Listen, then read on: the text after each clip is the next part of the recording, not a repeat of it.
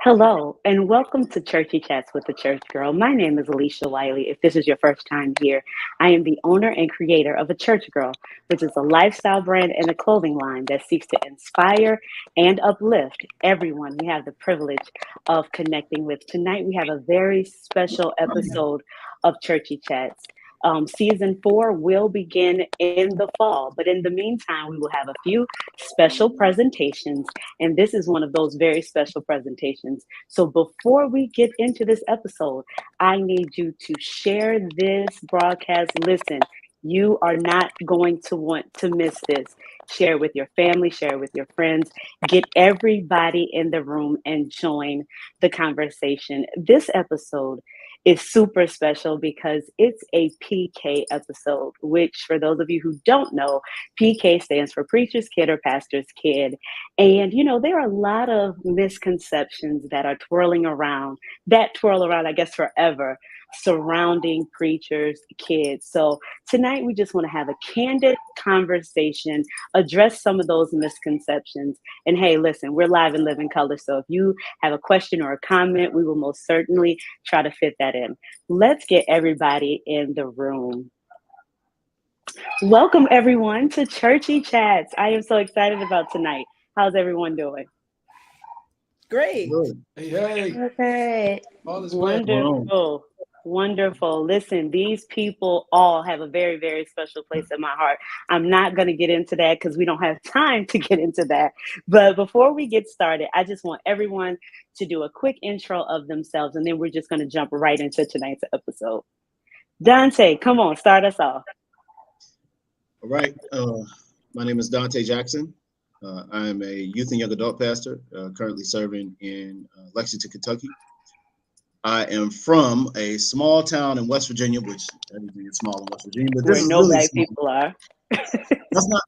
My state is 3% black. Get up off me. Yeah, y'all like that. But seriously, I'm from West Virginia, from a small town called Rand, West Virginia, and I am the son of Reverend and Mrs. James C. Jackson Sr. And so glad to be here tonight, representing with the PK crew.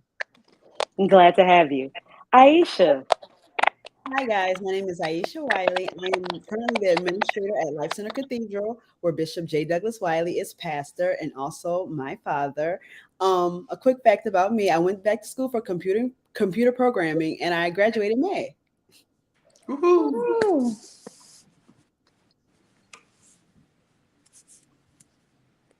Murphy, talk to the people. Hey guys, I'm Juan Murphy. I hail from the great state of Michigan, The D, come on, D. Motown. My parents I come from the Murphy clan.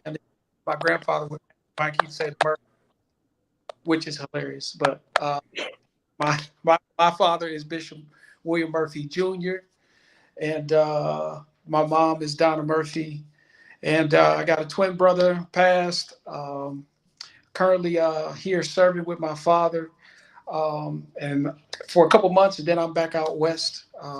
Actually, my father just took over my grandfather's church, so just helping him get some of these things acclimated. We now have 2 churches, so helping him, and then I'll be back to LA. So dope, so dope. You know, we're originally from Detroit. We don't really claim it, you know, because we grew up in New Orleans. But, you know, it'll always be the place that we were born. So we got to show love. We got to show love. Come on, Yardley, come on, introduce yourself to the people. I'm Yardley Griffin Jr. from Sacramento, California. I currently serve as lead pastor of Destiny Experience Church here in Sacramento. My father, Bishop Yardley Griffin Sr., gone on to be with Jesus, and I succeeded him. And I'm grateful to be on and with all of my full gospel and all the other people gospel here today. Full gospel babies in the building right now. I love serving in the youth area years ago with Juan and Devon with Murphy III years ago. And so grateful to be on with you guys, and I'm happy to get the conversation going. Good to see y'all. Thank y'all. Wonderful. AJ, talk to the people. Hi, I'm AJ Glynn. I sing and work in youth and young adult ministries at my father's church, and I am the baby girl of the Reverend William T. Glynn of the Mount Olive Missionary Baptist Church in Fort Worth, Texas. I'm so glad you're here, AJ. I'm excited about tonight. D, come on, talk to the people. All right. I'm sorry. I've been kicked out a few times, but good evening. My name is Darrlynn Brister Alston. My father is Bishop Darrell S. Brister, second presiding bishop of Full Gospel Baptist Fellowship.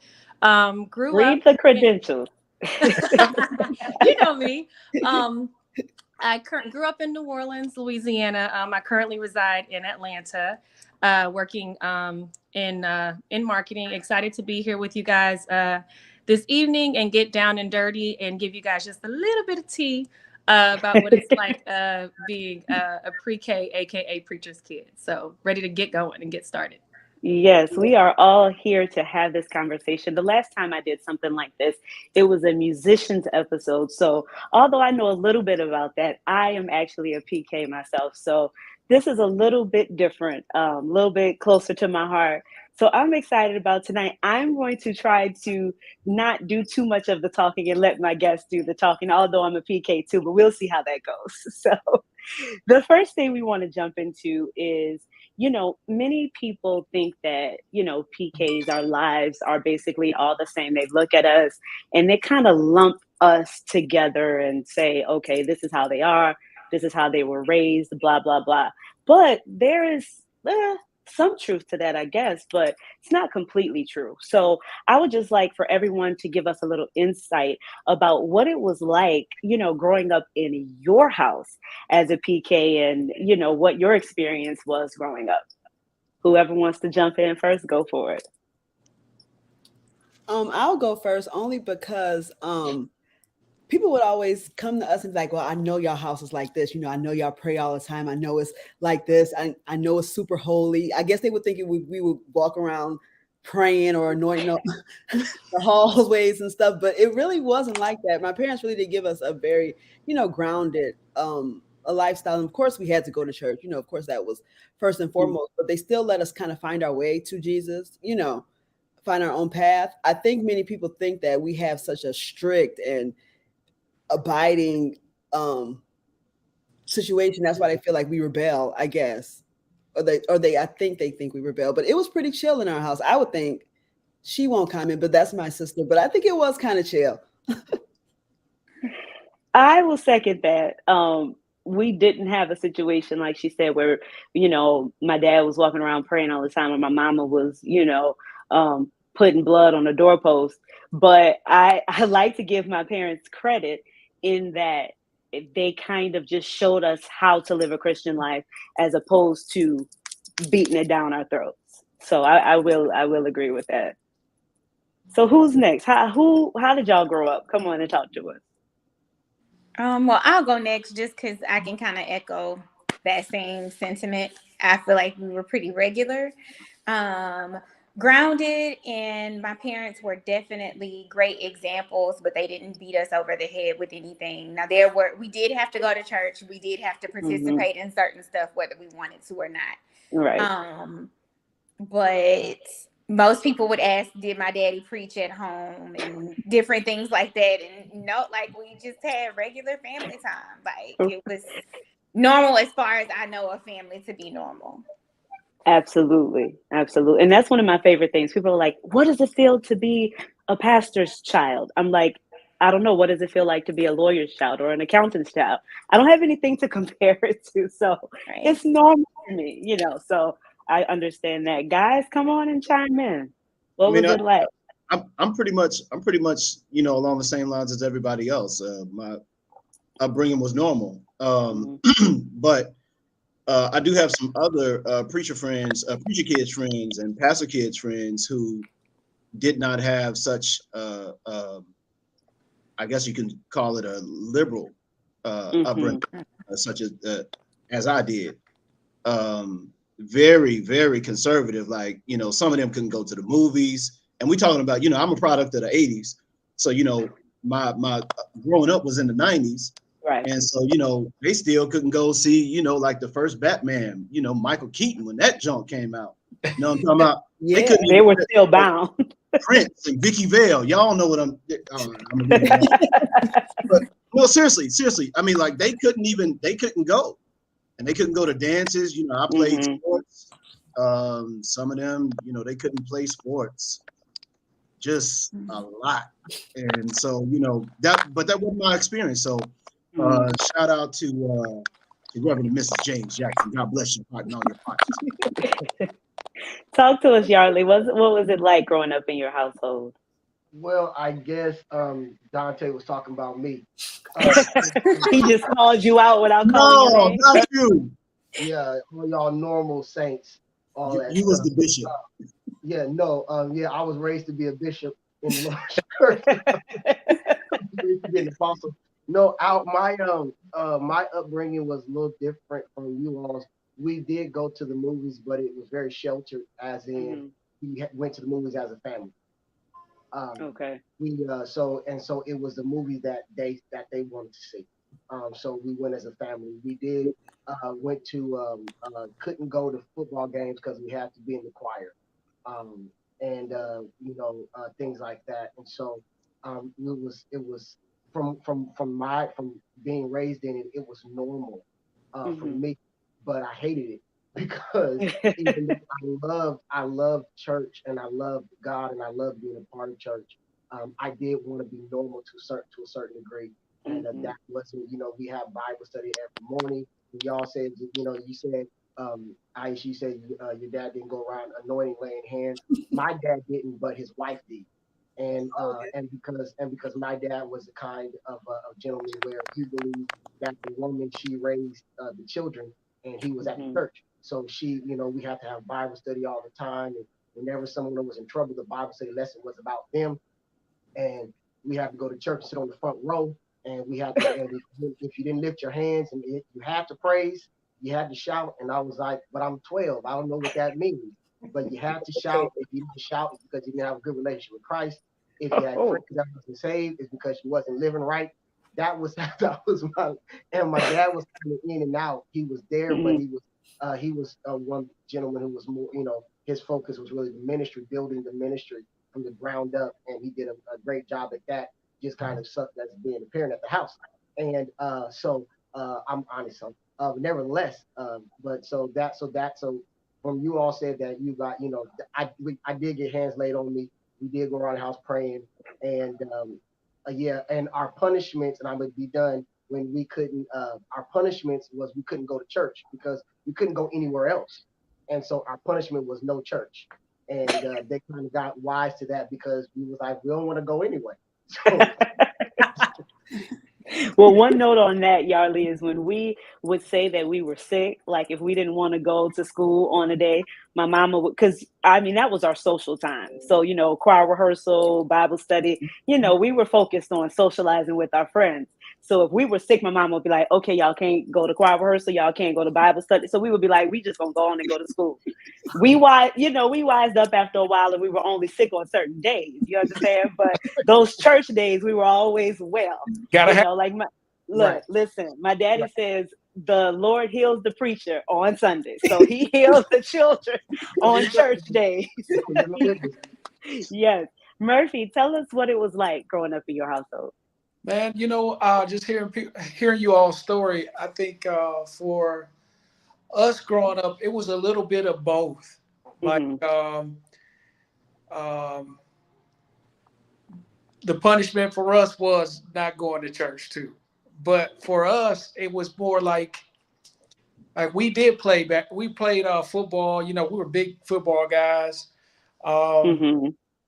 And so I think it kind of just really set the course of even how we worshiped, because we would literally be coming in from football practice into choir rehearsal. Mm-hmm. So you bet not come in that church with your cleats on, and so we walked. Right. So we knew to take our cleats off as soon as we hit that front door of that church, and but literally it was almost like our choir became like the tenor section was the football team. Very, very rowdy. So it was different. But I look back on those moments and I'm like, okay, God, thank you. We were kind of wild, but we stayed in the church. So it was like we got in trouble, but it was like church trouble. That's hilarious. But yeah, so my dad he raised us, my dad and my mom, we were always kind of had something to do with church. It always had something to do with church, but he would always let us be fellas and let us be raised. And, I remember being at our childhood church, my grandfather's church. And we would be like, most of my scars are from being outside on that playground. We would just do all kind of crazy stuff. So it was still childhood. It was just centered around the church. So yeah, that was basically our childhood. And, we ended up taking the Sunshine Choir. Out of that, we started, doing our own stuff and making music. And, we were around the instruments. So we started banging on stuff. And, man, we got so many crazy stories of, we kind of created this little culture with the fellas around our time. So we would be seeing who could play the best, who could come up with a different, lick or whatever the case. And so my father would be and my mother would be in meetings, and we would be going crazy in the sanctuary on the instruments at like timeless times. He stopped his meeting and had to come like almost to the point where we were like startled because he's like, hey, we in there. We going to the third heaven. We like, yeah, man. So those are the kind of memories that I have of being a kid and a PK. Yeah, and those are all good memories. I think we all have those just good old church memories, which if you just didn't grow up in the church, you just wouldn't fully understand it. It's quite a life. That's all I can say. Darrlynn, tell us what it was like. What was it like in the Brister household? Well, being the oldest of 5, there was definitely never a dull moment in my house. That is for sure. And I'm the oldest, so I don't know. I kind of always felt like I kind of had to kind of lead by example, I guess, so to speak. I would say there was a balance. My dad wasn't super strict. My dad's also very young, so I guess he kind of just got it, and he wanted me to have, somewhat of a balance. So yes, I could go to dances. I guess I just kind of always had an understanding to just not push the envelope, too far. Like I knew not to try it, Yeah. Right. And kind of like what you guys were saying, my fun and all of my friends went to church with me, so, being at choir rehearsal was fun. I mean, I can remember, actually looking forward to getting out of school and going to choir rehearsal. Like, who does that? But it was fun. It was fun for me. In fact, I can remember, my dad at one point was doing this thing he was calling Saturday Night Live. So he had Saturday, service on Saturday night for people who couldn't necessarily make it on a Sunday. And I actually remember, because I was such a daddy's girl, and I still am, and I just always looked, he traveled a lot, so I always wanted to find a way to kind of hang out with him. So I'd probably say that's probably the biggest thing of growing up in the Brister household. My dad traveled a lot, so for me, I was a big daddy's girl, and so for me, fun for me was actually going to church with my dad on Saturday night to go to Saturday Night Live. Now, obviously, there was another caveat to that because I knew my friends were going to be there and I could go and hang out with them, afterwards. But yeah, I mean, that's what the Brister household was like. Not too strict. There were certain things, Saturday nights, I couldn't sleep out at a friend's house. I had to sleep at my own house because I had to make sure I was at church on Sunday. Come on. That was probably the biggest thing, right? Like, even though these friends went to church with me, same church as me, no, you got to sleep at your own house on Saturday because I got to make sure you get where you're going. Period. Period. On Sunday. So that was probably like the biggest thing. And then, sometimes being in church all day on Sunday for all 3 services, kind of thing. So But yeah, I mean, it was. Definitely. I think it was a balance. I'd say it was a balance. Like I said, we weren't slaying out in the spirit, you know, in the house on a Wednesday afternoon, kind of thing. Right. Just, you know, just because. I'm thinking about it like it was like just a thin line, like it could have went wrong. Yes. Like it could have been like, but you just you knew not to try it. Like you knew I could go this far, and if I go over that tip, that's not gonna be good. And you didn't want to mess up the little freedom that you did have, so you knew not to do too much. I think we can all relate to that pretty well. But you know, a lot of let me say this first. I want you all to express and tell people if you have ever felt pressure to live your life a certain way. Now, I do want to give a little caveat to that because in my experience, the pressure doesn't come from within the household. It doesn't come from the parents, you know, and I'm not saying that that's not anybody's experience. But I think most people think, you know, that our parents are peeking over our shoulders 24/7, making sure we live our lives a certain way.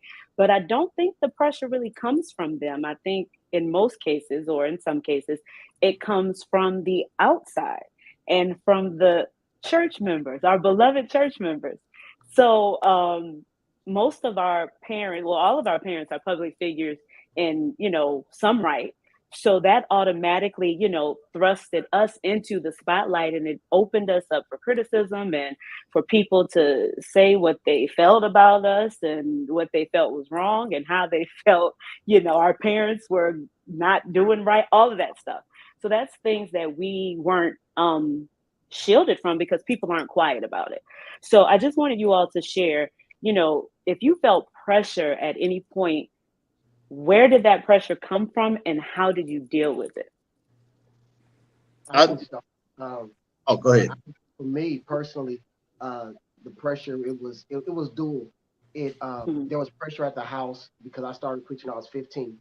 And then I was at that time I was the oldest one living in the house, and there were 4 sisters who were older than me, and then there were 4 under me. So I was right there in the middle. Go figure, huh? And big family.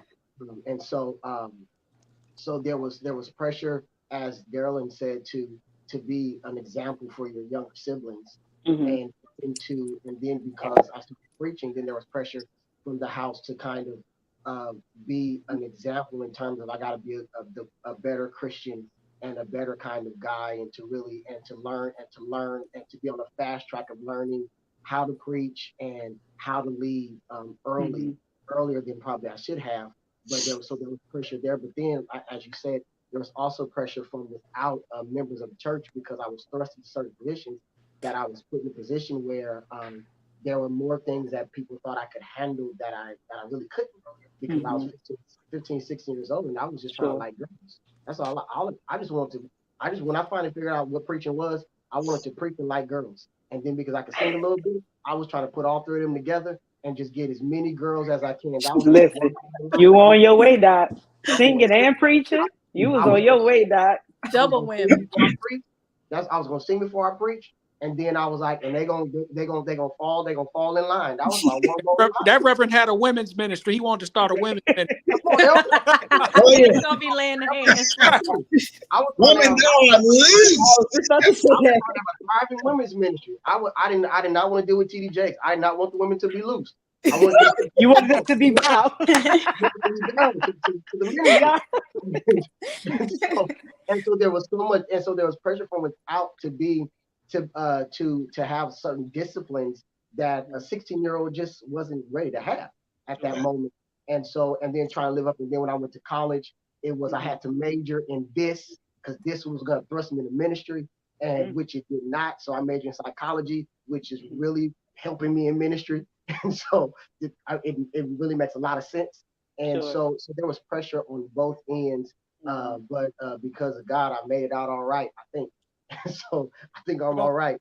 The pressure, it didn't kill me. It thrust me into really becoming the person who God wanted me to be, and me really identifying who I really am.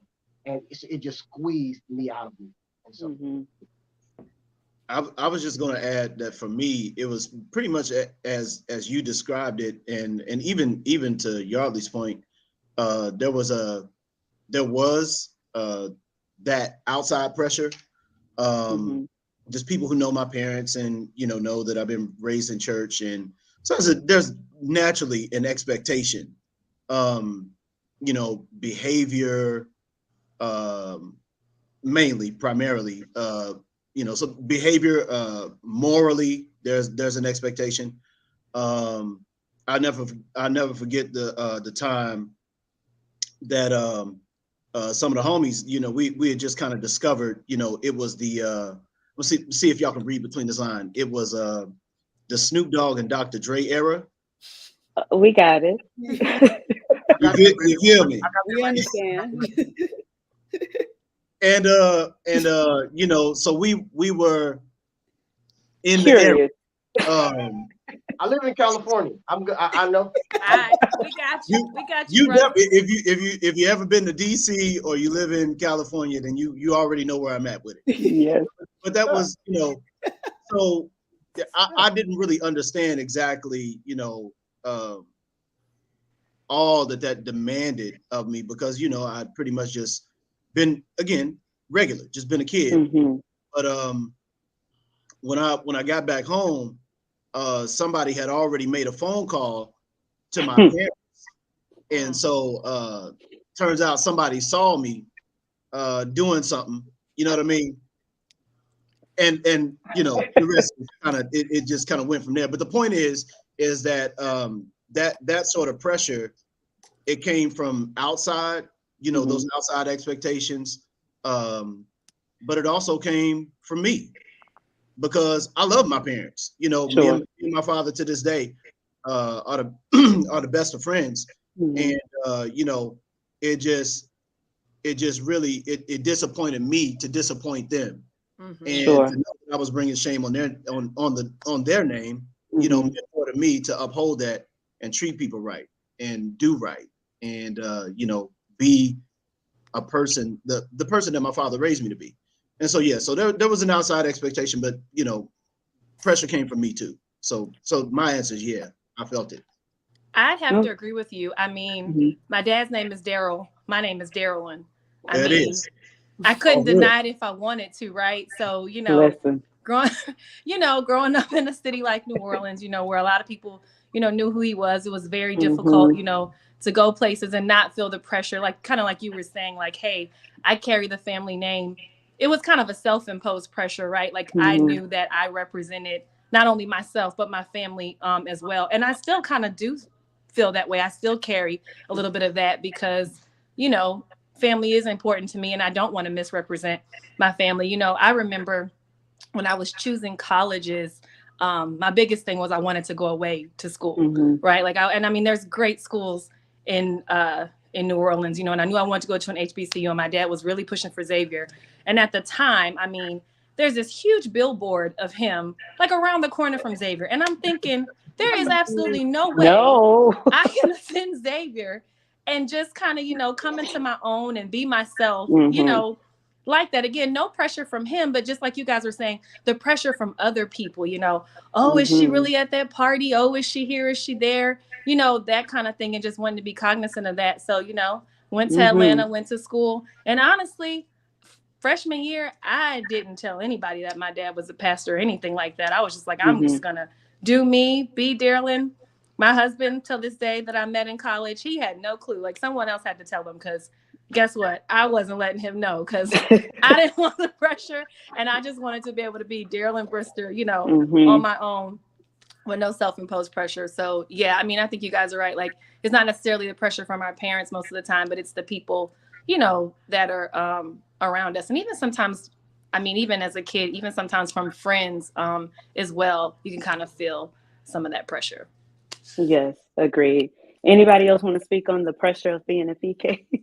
I think I agree with all of that, but I think too, a lot of the pressure when you start working in ministry will come as an adult, especially when you work in the ministry, like the same ministry. The people there will expect certain things from you. You'll feel the pressure. I think I may feel more pressure now as an adult, even from myself or from what others expect from me by working in ministry. They expect you to be a certain way, and you're an adult now. You know, they watched you grow up, and you're like, no, I'm not 20, I'm grown. You know, I'm an adult, but it takes an adjustment. You know, it takes people an adjustment to get used to, and I think that's a little bit. I've overcome it, but I feel that. Oh, I felt that more. You know, that adult pressure a little bit. Yeah, I agree with feeling it more as an adult. I would say as a kid, it was minor things like all the kids at church playing the same game. I'm in there playing with them and like, oh my God, you doing this? Or you been here playing with them? Yeah, like I'm a kid just like them. And I think they kind of also knew not to take it too far because my daddy would often say over the pulpit, I'm Pastor Glynn to y'all. And I can stay Pastor Glynn, but if you say the wrong thing or do the wrong thing to my wife and my kids, I'm Mr. Glynn. And you don't really want to meet him. So they knew not to take it too far. But growing up, my daddy was my daddy. Like I knew he could preach. He's my favorite. And I knew he preached at the different conventions and held offices at conventions. And he was gone literally every week preaching a revival somewhere out of town. But he was still just my dad. But like becoming, getting older and realizing how many people actually know my dad and how many young ministers look up to my dad and how much of I wouldn't say following, but like people recognize him and know him without me having to say anything. And then realizing that people know that I'm his kid, even, without me having to say anything. I'm a little bit more aware of that. I don't work in ministry as a minister per se, but I do a lot at church. And it's just I'm a lot more aware of the weight that people can put on you. But I heard my dad say something about someone else's son who started preaching, and they were, oh, he's got some big shoes to fill. And my daddy was like, no, he doesn't. He has his own shoes. Like God gave him his own shoes. So, it's a little bit more weighty as an adult because you're a little bit more mindful. And especially if you start to work in ministry either alongside or up under your parents. Yes. What you say, Murph? Man, I'm just sitting here kind of listening to everybody. Y'all really making me think about, just my journey, our journey. When I think about pressure, it's kind of, I don't know, man. It's different because on one hand, that's one thing my parents kind of made sure that they protected in us is, hey, we trust, we've given you God and we trust God in you. And so they kind of protected that space for us when it came to other people. But also, like, we were like just doing, I guess, different stuff that our space wasn't prepared for. Like the way we dressed or the way we would put on gym shoes with suits and stuff. And, my grandfather to this day is like, but it's almost like we were breaking down some barriers that were traditions for them, but it came out of the God that they gave us. And so we were able to kind of challenge some of the man things that they were trying, that, not that they meant ill by it, but kind of putting on God. And it was like, we can read. And I don't know why y'all. I don't have to have on a 3-piece suit. I'm good. And so, I finally see some of even my father, who has kind of like just kind of relaxed and even become a buffer, because my granddad is old school. I'm anointed if I put on a suit and church shoes. Like only somehow I just got endowed with the Holy Ghost. You ascend. Moment. But you know, if I come with some jeans in my some holes in my jeans, he like, what are you doing? You know, he's still like I'm coming off the street. But my father has become like a buffer, and you know, almost like he's given in to, not even given in, but he sees how, Doc, it's just life, man. We just love the Lord, and that's the main thing. And I think he's come even into that great, like, man, all of this other stuff that's what you want. That ain't got nothing to do with what God wants. So pressure has been is I hear it from all sides. I agree with everybody what you guys said, from doing ministry and even from being young. I think more so it was about our freedom. We were like, we didn't really care. I don't know, different for us. Aisha, me and Aisha didn't care either. Yeah, you know, it was pretty bad. Nobody cares. Like, it was pretty bad. We're gonna, you know, we want to honor God. And that was our protection. That was our, like, they couldn't say much because they knew, okay, I feel glory when they, you know, I feel something different. We you was oily. They couldn't do nothing with the oil. Yeah, let's just let them be, you know. So they kind of had to put up with us, you know, like, okay, here they come. But God is good. Yeah, and I would chime in and just say that I would have to agree with the adult part of it, because, you know, especially as a preacher, under a preacher, looking just like said preacher, and everything that you do, you know, you are so compared, even to both of your parents. But it's my dad more than my mom. I have my mom's, you know, kind of sister girl sometimes, you know, maybe a little more colloquial and relatable.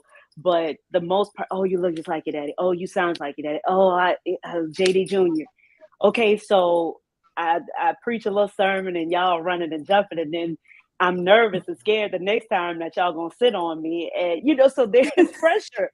There is pressure to, and I don't want to say outdo yourself from the last time, but so many things are expected of you. So I would have to agree and say that the adulthood pressures are a little more intense than, you know, what was happening in our childhood. But listen, we overcome by the words of our testimony. So we're testifying tonight, and we're overcoming. And we're overcoming. So this is kind of a follow-up question, but this will probably relate more to our rebellious days. So, you know, I think we've all matured. You know, we've put those childish things away. But let's dig them up for a second. Let's dig them up, shall we? Let's dig them up. So they always say, you know, the PKs are the worst ones. Now, I know some people are just by nature, like, if they feel pressure or they feel like people are telling them what to do, they will immediately rebel because they just don't want to do what, you know, they're being told to do, or they don't want to be seen in a certain way. So it's like, you're not going to control me. So they flip out and they do crazy stuff. Now, some of us, it's just in our nature, Brother Dontè, to try those things, to explore those things. But do you all agree? Do you all agree that PKs are the worst ones? And are you in that worst one number? Did you have that little stage? I think anybody who's kept a tight leash on anything is going to explore. It doesn't matter, like, if you're a teacher's child, if you're, you know, sheltered and they don't let you see the world a lot, and when you do, it's like, this is all new. I don't know what is that, you know. I don't think it's just preachers' kids. I think it's the stigma because they think we are so sheltered, or they think we are sheltered from the world because we are preachers' children. But I think I know people who aren't preachers' children and were way more sheltered than we were, and they go and experience and do, you know, way more than I know any preacher's kids. You know, wow. That's just my, you know, I just think anybody that's on a tight leash is going to go explore a little more than, and maybe not. Some people kind of stay that line. Some people kind of stay in their safe zone. I think you explained it perfectly. Like, it could literally be anybody's child. If they are way too sheltered and don't experience anything, as soon as they get a little taste of freedom, then they will just Stay out of there. go buck wild. Like, right. But if you grew up with balance, no matter what it was, like I have seen some PKs that, you know, just kind of wild out for a period. And it was pretty much because there were no freedoms almost at all. Everything was just tight, strict, and regimented. And so just like anyone else's kids, when they did get out, they did the most. But I don't know, when I hear people say that, because people will do it, especially with women, like, oh, you know what they say about preachers' daughters? Like, no, I don't. And like, because what does that even mean, that we're the worst ones? Like, worse at what?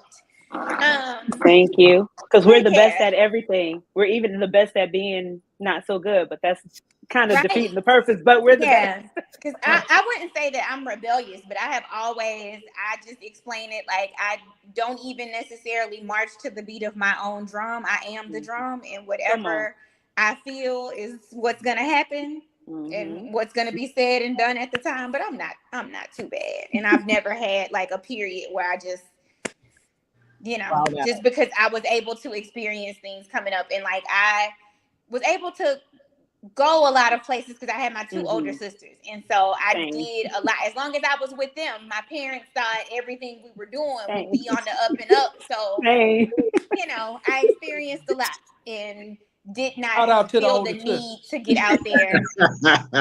Thank you, sis. and do all of the crazy things, but you know, I think I agree that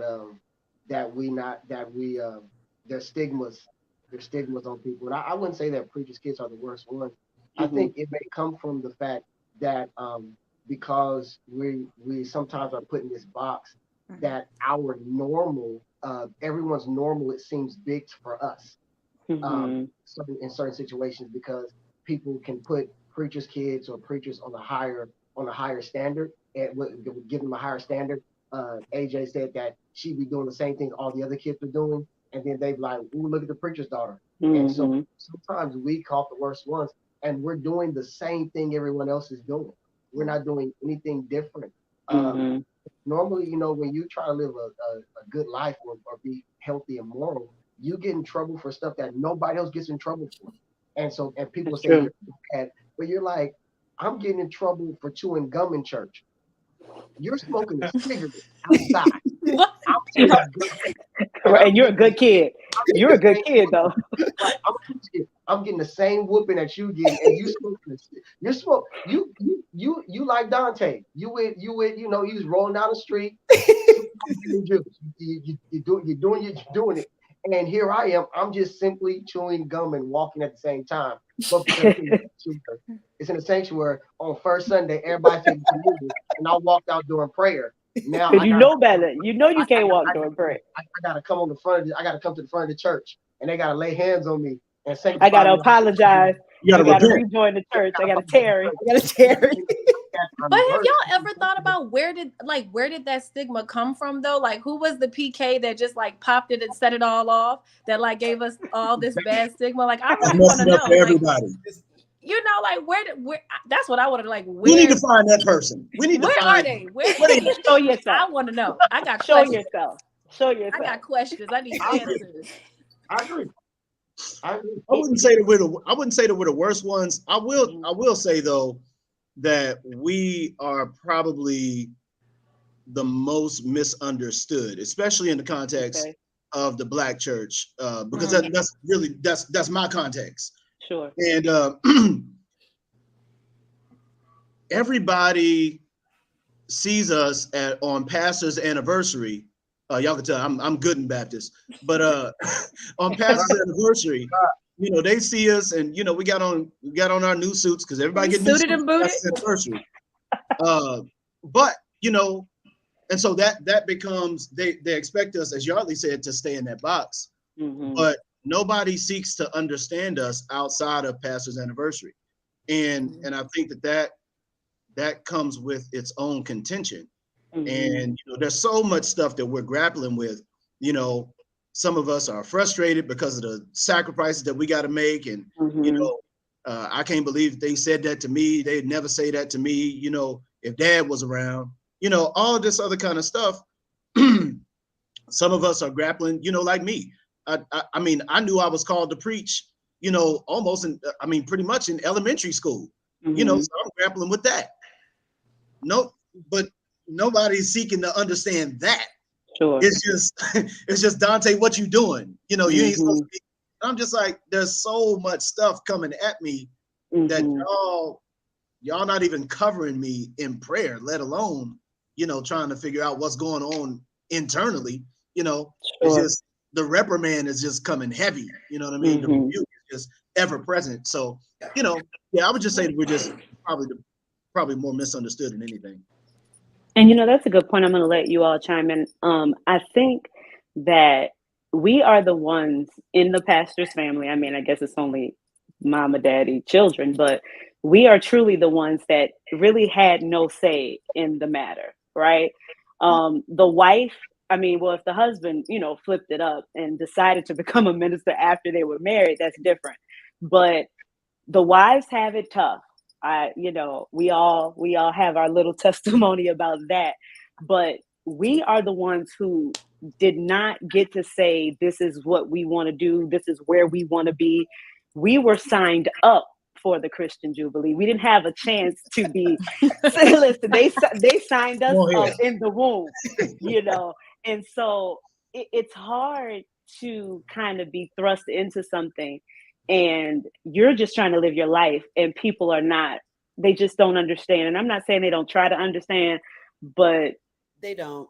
Yeah, that's the part. Yeah, they don't. So y'all can speak on whoever didn't get an opportunity, if you want to chime in on that piece. If you're the worst one, Murphy, I don't know what you were doing. I know at conferences you and your brother would be chilling in the back. That's how we met. So I know you weren't. Facts, I know facts, you weren't. I know you were always doing in church. Wow. We were just trying to create a safe space for the people of God. My God. But you did. But you know what, though? In all truthfulness, you did, though. You did. You really did. We appreciate you. We wanted everybody to have a good time. Wherever you came from, whatever your journey was, we wanted you to have a time where you could be yourself. And just, I think sometimes, even with being a PK, we have this spotlight on us that we did not sign up for, that we did not audition for. It's like, hey, you got the part, and you're like, what? I don't want the part. Like, I don't want to be in this play. I don't want to sing this song. That part. You singing it. It's like, okay. So, man, I think really those times are what kind of really gave like just safe space for us. It really did something for me. Full gospel was a great thing. My grandfather is Baptist, so we come out of that Baptist thing too. Yes. And the Baptist boys is something else. Yes, sir. Praise the Lord. We show them Baptist. We show them Baptist. Yes. But I think far as rebelling, it depends on who you talk to. Some people would say us wearing gym shoes was rebelling. You're supposed to have on hard shoes, and then, but I think God is so good. He just give you the right stuff to say. And it's like, well, my gym shoes cost more than your hard shoes. So who's giving God their best? They got nothing to say. You know what, Murphy? So it was like certain things that it was like I wouldn't know to say that. I know God was telling me that was the Holy Ghost. It was the Lord. And it was like He was giving us space to. It's cool. You cool. You good. And praise the Lord. Praise the Lord. Praise the Lord, saint. Praise the Lord. God's been good. He's a keeper. Listen. Yes. Y'all got a bunch of preachers on here, so y'all ain't gonna start preaching on here tonight. Listen. Alicia, can I? Yeah, go ahead. Real quick. Sure. two things to be sure. Number one, I know Darrlynn said it, but I do want to say to Murph that he and his brother, when I met them, I had a three-piece suit on, and I had a three-piece suit on. They was wearing jeans, and I was trying to be like my daddy. And I'm no lie, I met that, and I was like, but then I saw him that same night, and we were in a worship session, and I mean the worship was amazing, and they had jeans on, and they had the wallets with chains hanging on, and they had hats on in church, and I said to myself, never again. They ain't gonna have me out here like this. Not gonna do that. And so, and they really inspired me to alter my mindset and to really change, because I'm that guy who my gym shoes, because I got a closet full of Jordans that my tennis shoes cost more. And that's my best. It costs more than theirs. And they got Stacey Adams on. Your Stacey Adams cost $65. My Jordans cost $265. What's wrong with you, bro? You know what? Man, look, well, in that case, my whole family must have been rebellious. I remember my daddy getting up and preaching in a throwback jersey back in the day. So yeah, he did. Yeah, he must have all been rebellious then. He was one of the pioneers. Yeah, he was hip. Absolutely. Yeah. But the second thing I want to say is when you said that people that signed up for, and you said the wife, she has a role. I'll be honest with y'all. When I met my wife, the day I met her, and I was like, ooh, that's the one, right? I was literally being installed as pastor the next day, and I didn't tell her. Wow, you wrong for that. I didn't. You wrong for that. She's still here. She's still there. Thank God. You better thank you for her. Yeah.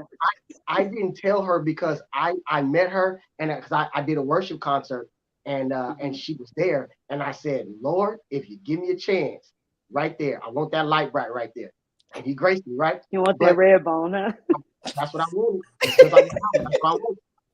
And so, but I didn't tell her because my fear was that if I told her, that she'd be like, nope. And so what I did is that I invited her to church. I let her come to church for like 6 months. But at certain times I was like, oh, don't come today, because I knew what was going to happen. Oh, you was wilding. Me and my dad, we passed together. So if my daddy was preaching, I could slide by.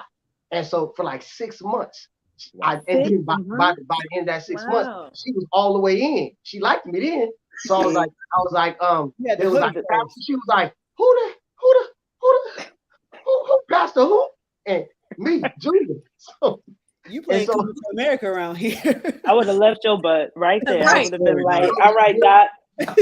And she loves me, and she's amazing, and she's in the other room. She's in the other room. Shout out to Lady Griffin. And she has left me yet, and so I thank God for her. But no, that's true. That a lot of times people, we and those who are with us, they don't always get, some terms of pastors, they don't always get a choice of what in the matter, especially if they fall in it with us, and then they're just stuck with it. And so those who pastor, we have to be that much more mindful of those who love us and those who are in it with us. Absolutely. That we don't make those mistakes of making them pastor too, making them just as responsible for what God called us to, because he called me, and then I got married. Right. He called me. And so it's not her job to shepherd it, and her job to be the leader, and her job to be the face, and her job to be the picture, and that's my job and my call. And so thank God for trickery. He allowed me to be Jacob. You had a little Jacob going on. Man, and I didn't have to be stuck with Leah. I got Rachel. Amen. Hallelujah. Don't start. We some tongue speaking Baptist people on this live. Now, I'm glad you brought that up, because it actually leads into a question that I wanted to ask you all, and this is strictly about romantic relationships. Has you revealing, Yardley already told his story, but have you ever revealed that you were a PK and that shifted a relationship, or somebody was like, oh no, I'm gone, I'm out of here? Has that ever been a thing for any of you? I'll say this, either if I'm single, so if I'm dating somebody, either I tell them right off the bat or I don't tell them. It's like, either I tell you right away or I don't tell you. And I'll wait to kind of gauge you know, if I don't want to be like, because some people think you're just a super holy person, like, oh, you go to church and you like, wait, chill out. So I wait to kind of gauge, see their spirit, see how they are, you know, kind of maybe discern how they are first. If I need to go there with you, but I will say my very first boyfriend I met at church. Well, the guy who introduced us was at church, so he knew, you know, and it was kind of like a, you know, kind of flow into it. But that's my thing. Either I tell you or I don't. Okay, Yardley, we see yes, that spirit is rampant. That must be the way they're just going these days. Spirit. That spirit is rampant. That spirit is rampant. Thing is, okay. You up, man. I mean, yeah, and I agree with Aisha. I mean, once you kind of feel the person out, you can kind of see if it's something that needs to be said straight off the bat, or if it's something you can hold back and kind of, you know, test the waters. But I saw this meme, y'all. It shows up on Facebook every now and then. It rears its ugly head. And it says that preachers' kids walk around the church like they are celebrities, like they went to Jerusalem High. That is so First of all, they don't know where we went to school. stupid. First of all, You don't know about the hard knocks. You don't know. Jerusalem. But Right. But do you all think, do we act like celebrities in church? I mean, is that how we speak on it? Speak on it. I'll say I'll go first. I think in terms of it's situational. I think it's on the person. You know, I've seen PKs that are like really, really stuck up. But because I'm PK too, I'm like, you know what? Don't do that. That's not gonna work. Right. That only works with certain people because PKs know other PKs know PKs like. Period. Relax. Like drop the foolishness. Exactly. Right. I was even thinking about even relationships. I think I'm a little spoiled. Glory be to God. I didn't have to.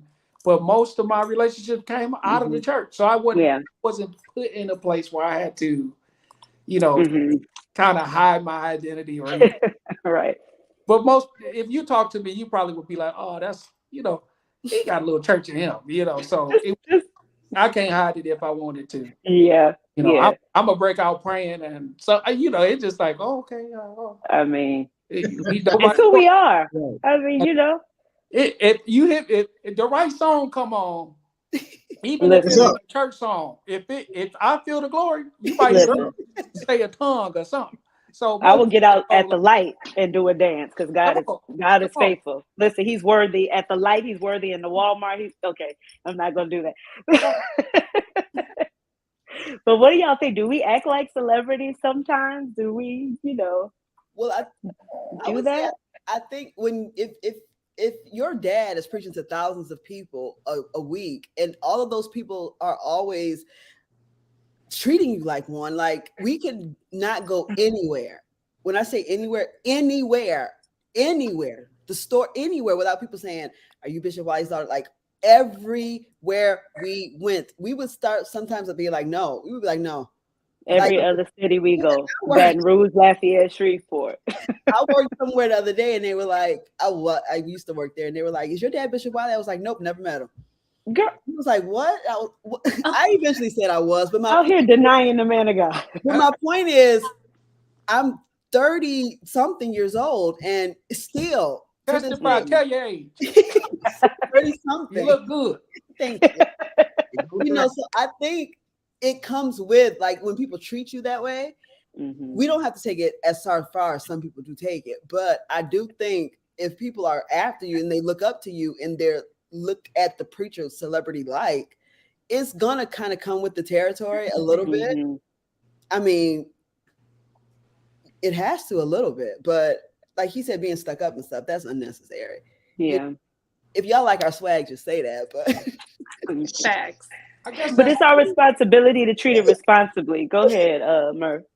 I was just thinking, like, just the difference between like that celebrity or star kind of thing and then being stuck up and like better than somebody. So I could say there was a bit of some celeb, I guess it was, but we were always trying, like we were raised to serve and serve God. Exactly. So we were always doing something for people. So it never came off like, you know, it was always, we were always with people. So it wasn't like us and them.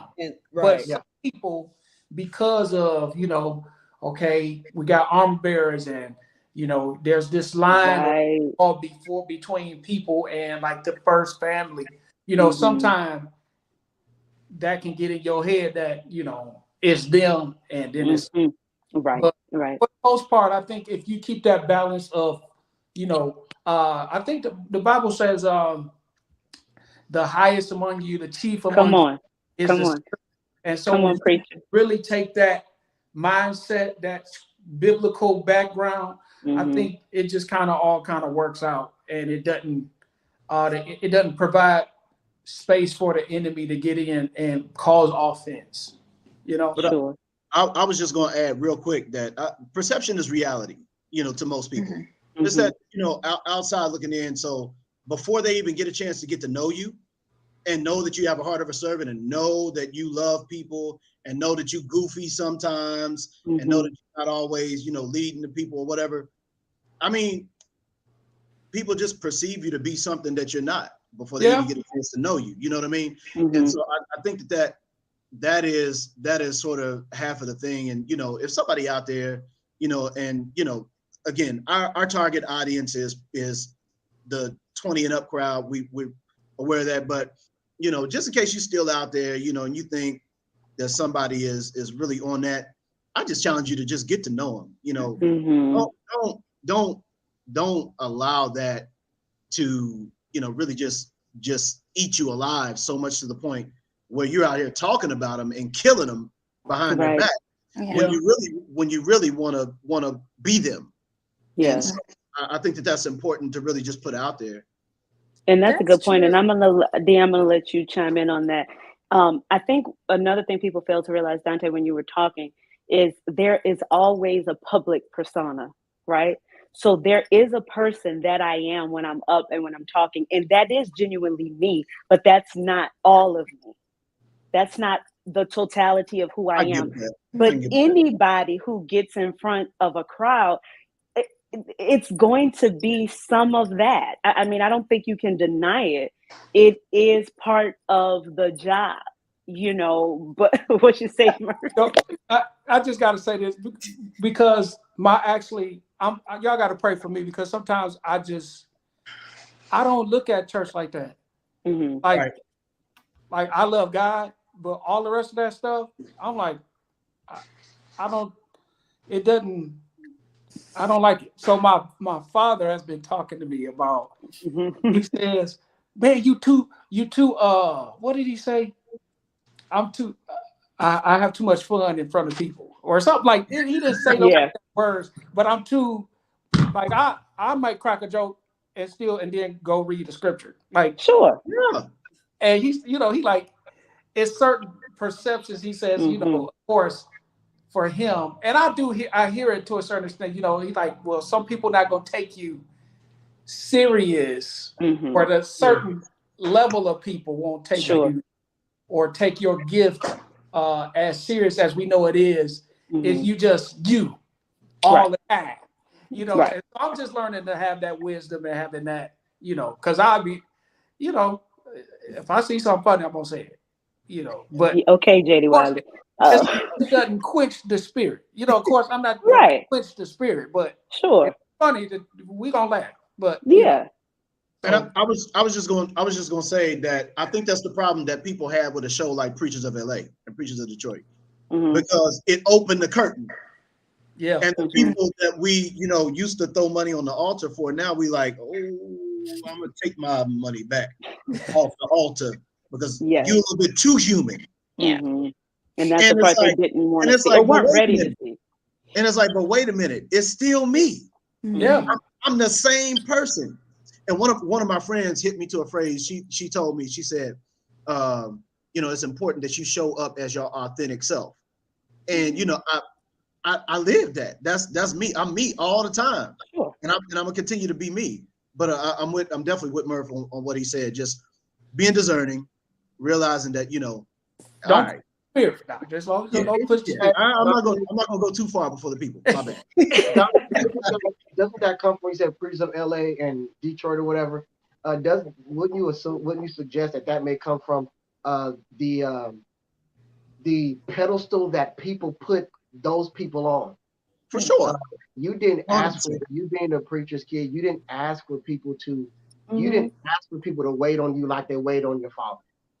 You didn't ask for people, like AJ said, she said, her dad's followers. No, he does.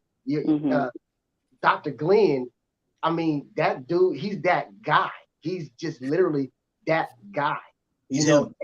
Every guy tries to shut it down like him. He's just that guy. But she didn't ask for people to do the things that they do and wait on her hand and foot and she asked for them to have an evacuation plan for the first family and things like that. And so people literally do stuff like that and then they blame you. Right. You're right. Yeah. For what they lay at your feet. And then they say you're arrogant or you're cocky or you look some kind of way. And you're like, I don't even want to be here half the time. Don't know is. Let alone follow the plan. Right. I like Jesus on Sundays and Tuesdays and Wednesdays, but them other Every days, other Friday. I was doing my own thing. I don't want to be here with y'all. I didn't ask for nobody to bring me water. I didn't. When I go, I didn't see you. Some of you all's fathers, it was much more. Mine was. My dad was no more here on the West Coast, and so we get a lot of name, and then I carry his name. I'm his namesake, and so I walk in places and people all I case in point. I went to a concert on last week. It was the group Red Hands and Anita Wilson. I walk in. And I go to buy me a ticket, and they say, "Oh, Pastor Griffin, no, just come this way." And I'm like, "No, I'm about to buy my ticket. No, come this way." I didn't ask you to let me in free ticket. Now I took advantage of the anointing, and I walked up in there, and then Then I was gonna take the regular seat, but then they say, "Oh no, come up front." I don't want to go up front. I want to sit right here in the back. No, come up front. And so I walk through this huge auditorium and I go all the way down front and I'm sitting down and I'm feeling some kind of way because I'm like, I ain't bought no ticket. I'm sitting next to people who bought a ticket. And ain't God faithful. They put me there. And then I get a text message from one of my dudes. Bro, I said, you just get to go down to the front. I didn't just get to go down to the front. Somebody put me in the front. And I paid my dues for this. I paid my dues. Yeah, and so take me to the king. Take me to the king. So I know I do a lot of work and do a lot of music and things like that, but there are certain things that in that position they're just thrust upon you, and then people will say that that's what you asked for or you wanted it or you desired it, and you're like, I can't help it that people just bring that people when I'm sitting there, people ask me if I'm comfortable, and they didn't ask you. I'm sorry, you better talk to God about that. That's between them and God, not me. And then sometimes people they'll do that with you to try to look good to your parents or your parents or whoever it is, and so so it's kind of a tough road. But like Murphy's like, I don't believe in that. I'm cool on it, and so we gotta do what we gotta do. But that's how I feel. Darrlynn, what you say, Darrlynn? What's your thoughts, honey? Are we celebrities? I forgot I was getting. You said what? Are we celebrities, or do we act like celebrities? I mean, no, I think it's kind of what everyone's been saying. It's kind of just the treatment that comes along with it. It's funny, though, because I think at some point you just get so used to it. Like, it's just your lifestyle that you just don't even think anything of it. I remember when my husband and I were dating in college, and the first time he came home to visit with me, and it was actually for New Year's Eve, and he thought he was going to be down on Bourbon Street on New Year's Eve, and he didn't realize how we were going to be in service. And he grew up in the church, but I guess he thought we were going to get out early, and he was going to make his way. We got to bring it in. But that didn't happen on New Year's Eve. But I just remember, him the first time, him just being like in shock of just, like, how these people just kind of like, would move our family through real fast. And they're asking him, does he need this? Does he want that? And he's just like, is this what it's like all the time? I'm like, yeah. He's like, why? I'm like, I really don't know, but just go with it. Just go with the flow. I'm like, just embrace it. Just embrace it and just, kind of just go with the flow. But no, I mean, I don't think we're necessarily celebrities, so to speak, but I think it's just one of those things that, kind of like you getting getting that blessing when you got to the concert. It just came with the lifestyle, right? And so we just had to choose to embrace it, right? And so, like Murph was saying, some of us embrace it a little bit more than others, per se. But I mean, people are they're gonna think what they want to think, regardless, no matter of how we act with it. So if it's gonna be offered to us, I say that's part of the package. All the name bashing and all that we have to deal with in here. If this is just a little bit of what we get, then hey, I say we take it and we deserve it. That's how I feel about it. So, AJ, what are your thoughts, honey? What do you think? Just quickly, I think everyone said all the right things, but don't condemn me for the pedestal that you put me on, because I didn't necessarily ask to be here. You're preaching. Watch your voice. Watch your voice.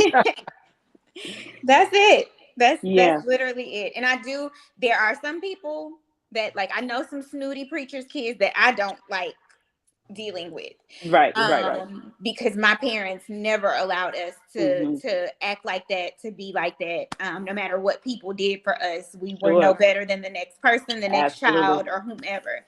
But again, most of the misconceptions come from these things that, like, you thought that on your own. You have that perception, and yes, perception is reality, but that's your reality.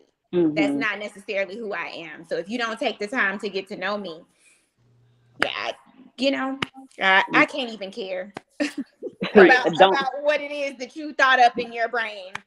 Don't have the energy for that. And I think one of the things that my mom told us when we were young, like we were younger, and she would always say if we said something or did something, and she would always be like, remember, these people are the reason that you live the way you live. Now, not to say we lived in a grand and glorious home. She just was saying the reason why you can live however we're living, the reason why you can do the things that you do is because of these people. Because my dad was always, the only thing he's ever done is pastored and preached. So he didn't have a secular job in addition to. So we have always solely depended on those in the ministry. So my mother has always reminded us, I mean, she hasn't had to recently, but when we were kids, when that little teenage or that little kid attitude rises up, she would always remind us that these people are the reason why you even, have the situation you have. So be grateful and be thankful. So who had the most people with honor, attitude? dignity, and respect, right? Yes. Exactly. Murph, what you trying to start some mess? Which one of y'all had the attitude? Which one had? When we were younger, I'll take it. When we were younger, it was me. She puts it on me now. Oh, that thing done flip. That thing done flip. That thing that jumped off of you? That thing be like, I'd be like, get him. I let her get them. The sweet spirit, they don't see it coming from her. So I just sit back and be sweet. I just sit back and be sweet. We switched the game up. So, y'all, we're coming to the second half, and I'm so excited. This conversation has been so good. So listen, if you are watching, don't just be saving it all for yourself. Make sure you share this broadcast so y'all can get on in the room and join this conversation. So, okay. Here it is. Well, I was going to do this one first, but I'm going to switch them up. Okay, so we were kind of talking about, how they have the PKs that are, a little stuck up and blah, blah, blah. And this kind of question came from an experience my sister and I had. I think all of us are old enough to remember the movie The In Crowd. Y'all remember that? Kind of, I don't know the year. It's been a little while, but it was a movie that was about, I guess I would say upper echelon, upper middle class teenagers who, were snooty and they were kind of, cutthroat, and they weren't really nice to all people, but they would be nice to some people, but just to kind of shame them. Like, it was a kind of crazy movie, right? So a lady in our church, now my sister and I were young at this point. She was like, oh, that movie, The In Crowd, that reminded me of y'all. I was like, excuse me, as a young person, I was like, ma'am, I need understanding because that movie was quite out there. Like, how does that even what? So are we cliquish?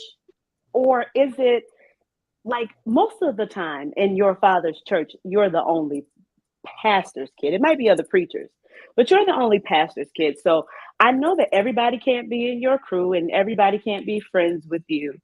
But we got some, pretty harsh reviews on the friend front.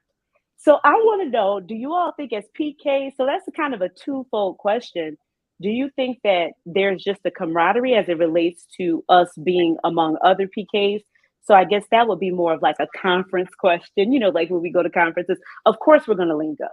Of course we're going to hang out. It's that time we get to see each other. But are we cliquish or are we together because we have, it's just we hanging with our fellow PKs? I think on it's it. just that common thread. And it's just natural with anything. Like people are cliquish in general. Like we moved here from Houston, I was 7, and it continued throughout the whole time I was in school. It was the most white people I had ever been around. So when I would go into a new classroom setting, I would look for somebody else Black. And if they didn't have anyone, because they kind of rationed us out, I would look for the nearest brown person or somebody that I could identify with in some way. If there were no other people of color, I'd find a girl to go and sit by.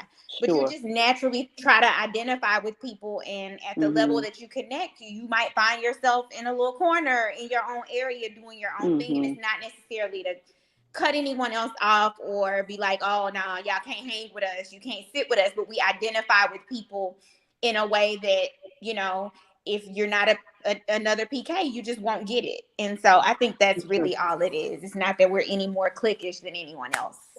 I think it's situational. Go ahead, man. Yeah, go ahead. No, I was just gonna say I think it's situational. You know what I mean?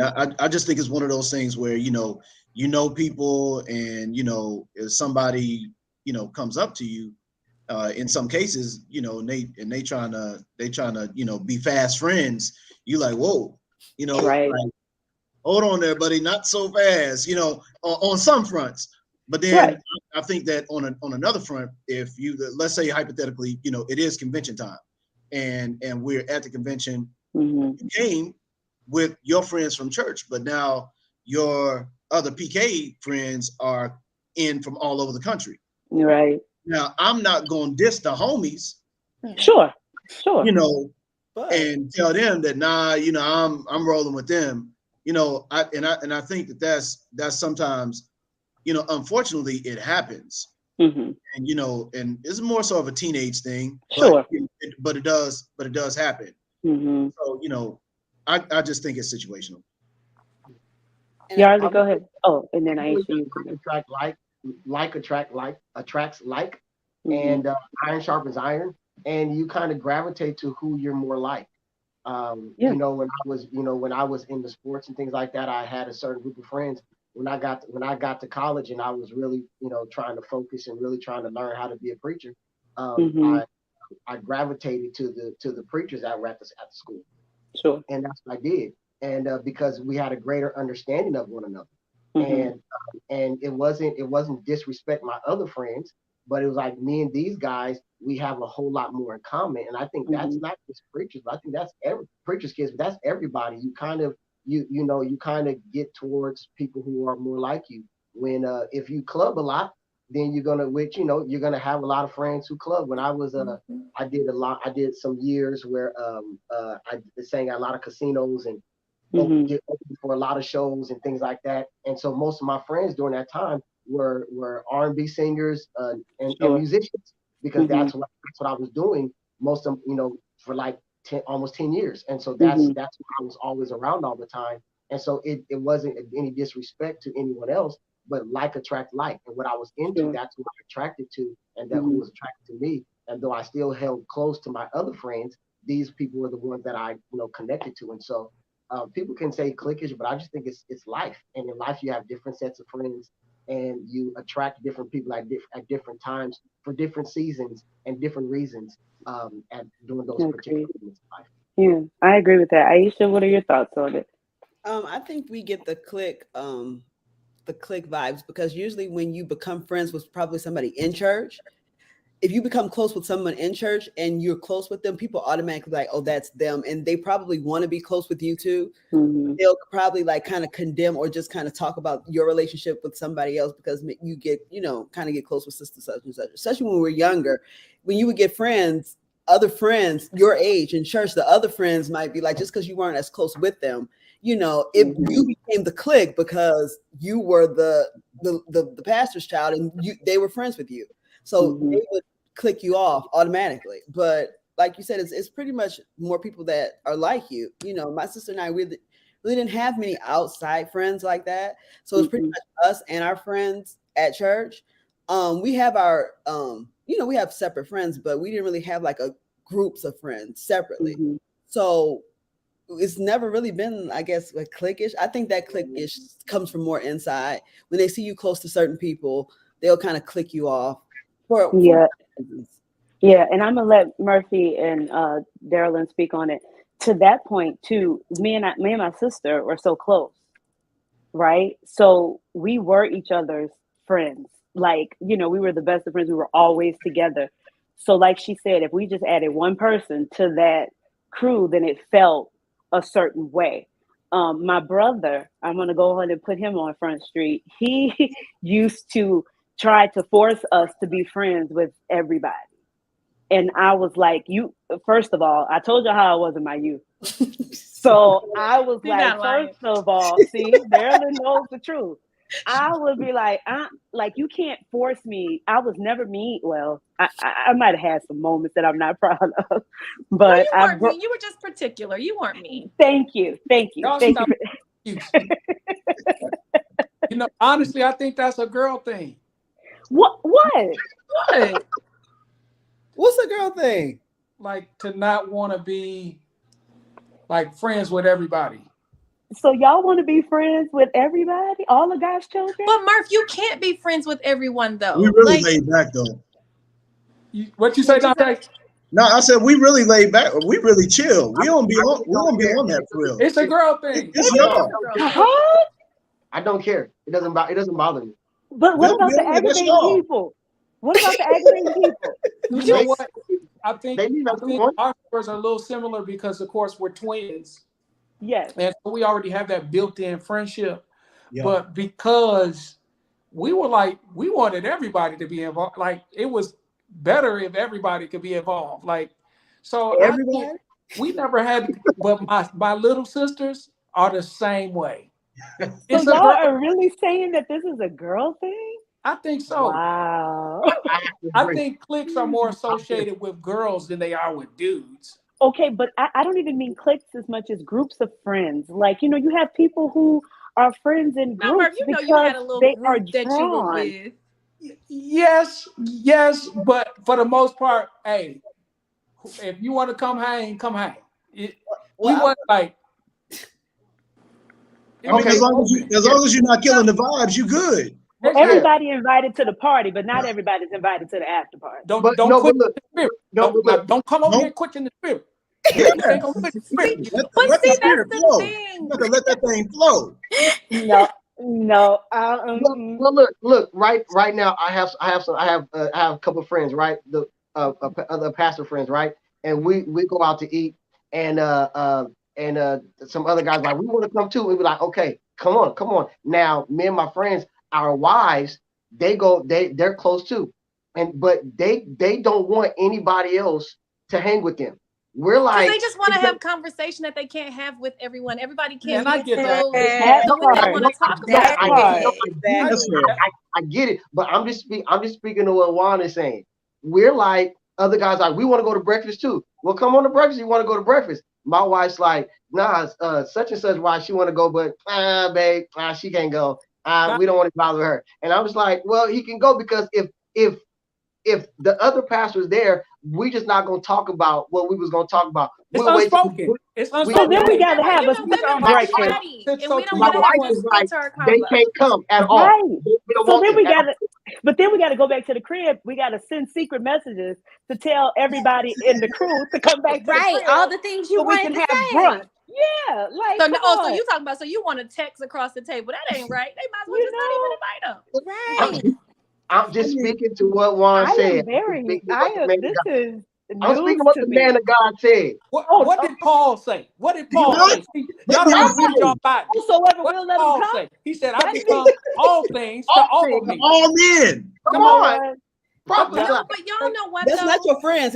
We're not about to do this. We're No, not about to but do you this. know what though? It's not your In all friends. It's not- seriousness, We're not about to do this. What you say, D?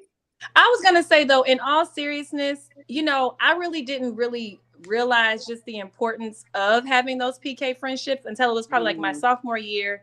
I went to the Preacher's Kids Conference in DC. Mhm. And, just to have that opportunity to be with, at the time, boys and girls who were experiencing, the same things that I was experiencing, it really, and honestly, after that, it really did kind of, because I was kind of different. I had my own little group of friends and I really didn't talk to a lot of other PKs. I was kind of just like, well, I have my friends and I'm good with that. And, my dad would try to get me to talk to, this pastor's kid or that one. But I was kind of like, well, I got my own group of friends. And I guess maybe I had my own little clique and that was my group, whatever. We're very And selective. so I never really thought about that. But what'd you say?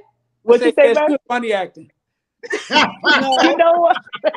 No, I'm not. Once you get to know me, I'm messing with you. I'm very, messing. very nice. I'm very outgoing. Like, I love everybody. Yeah, But I'm saying, like, it wasn't until I went to that conference that I really realized, just the importance of having those PK relationships. But I mean, I think it's like any organization or whatever that you're a part of, like, and I guess maybe I take this to heart, because I went to Spelman and they say that Spelman girls are cliquish, right? And it's just like, doesn't matter where I go in the country. If I run into somebody that went to Spelman, Yardley, or Morehouse, we're instantly going to click, right? Because there's that camaraderie there. Oh, that's why you said that. See, I teach her, and That's why I said she is. That's we why. building the love, so it's You just say that, what? I'm just saying, it's just that camaraderie there. So I don't think it's necessarily cliquish. I just think, you're like y'all were saying, you're going to gravitate to who you gravitate towards, but there is an advantage to having those PK relationships because sometimes you do need a person that you can just kind of talk to that is experiencing something that you're experiencing. So it is very, very important, to have. And no more, everybody cannot come to the cookout. Everybody can't come. They just can't. You can't. They cannot. They cannot. So you gotta sit and be all stuffy and not be able Exactly. to, just You gotta people filter and- what you're saying. Right. Okay. So if you Say- invite see, everybody can't come to your parents' house for the sleepover. Right. See, that's the thing. That you go and you got the cookout, but then you got the after party. See? Now That's the fair. after party is for the disciples. Amen. It's for the 12. Peter, James, and John. Peter, James, and John. Come on. Oh, the 3. Oh, the 3. We going down to the 3. Huh? We're going up to the Mount of Transfiguration. Come on, Reverend. Shall we ascend? Shall we ascend to the mount? Shall we? Yeah. Shall we? But I am grateful because how we met Darrlynn and Murph was, just by chance at a conference. Darrlynn, I don't even remember. We just clicked and it was just the rest was history. But I remember our meeting with the Murphy twins like it was yesterday. My sister and I used to dress alike. So they walked up to us and they were like, well, we know y'all are twins because we are twins. And when we see twins, we know twins. And we just let them go on and on. And then we were like, no, we're not twins. And it was like, well, why y'all dressed alike? I was like, because we dope enough to do it twice. We dope enough to do it twice. That's why. So then, they started telling us, oh, your dad's so cool. And he, so we just kind of connected. That has been 20 years. And we have been family ever since.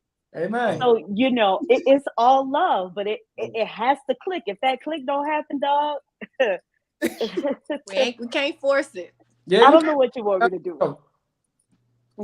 So I agree with all of you all. I think it's more of, we just connect with those that can relate to us. I can call Murph, I can call D, I can call Dontè and be like, yeah, All right, y'all. The Saints, I love them, but and you understand, you know what Right. I mean? It's not something that you be like, Lord, she just wilding, So there's a comfort and there's something in there that's actually very special, and that I appreciate as a PK to my fellow PKs. Now you Now, all love, all love, all after party invitations going out to those on the live now. The other Saints submit the application. No, I'm just kidding. I'm just kidding. Uh, so, okay, we just have a few more things we want to discuss, and I think this one is going to be a fun one. You know, as we have mentioned throughout the show, that being a PK requires a lot of involuntary sacrifice. Darrlynn spoke to it, AJ spoke to it, and all of us in our own way. How our parents are pulled in our way and all of that type of stuff. So, because of this great sacrifice, should PKs get a little appreciation? Or they do an Usher's Day. They celebrate the doorkeepers and they celebrate the choir, and they celebrate all of the auxiliaries in the ministry. So I'm just wondering if the PKs deserve a little Sunday, a little pass the offer. I mean, I'm just asking. Y'all didn't All get I'm blessings saying- on your birthdays? All I'm saying I should have went is to Deacon if Light. they Let me gonna call my celebrate, if they gonna celebrate my daddy all week and they gonna have pre-anniversary services, one of them days need to be mine.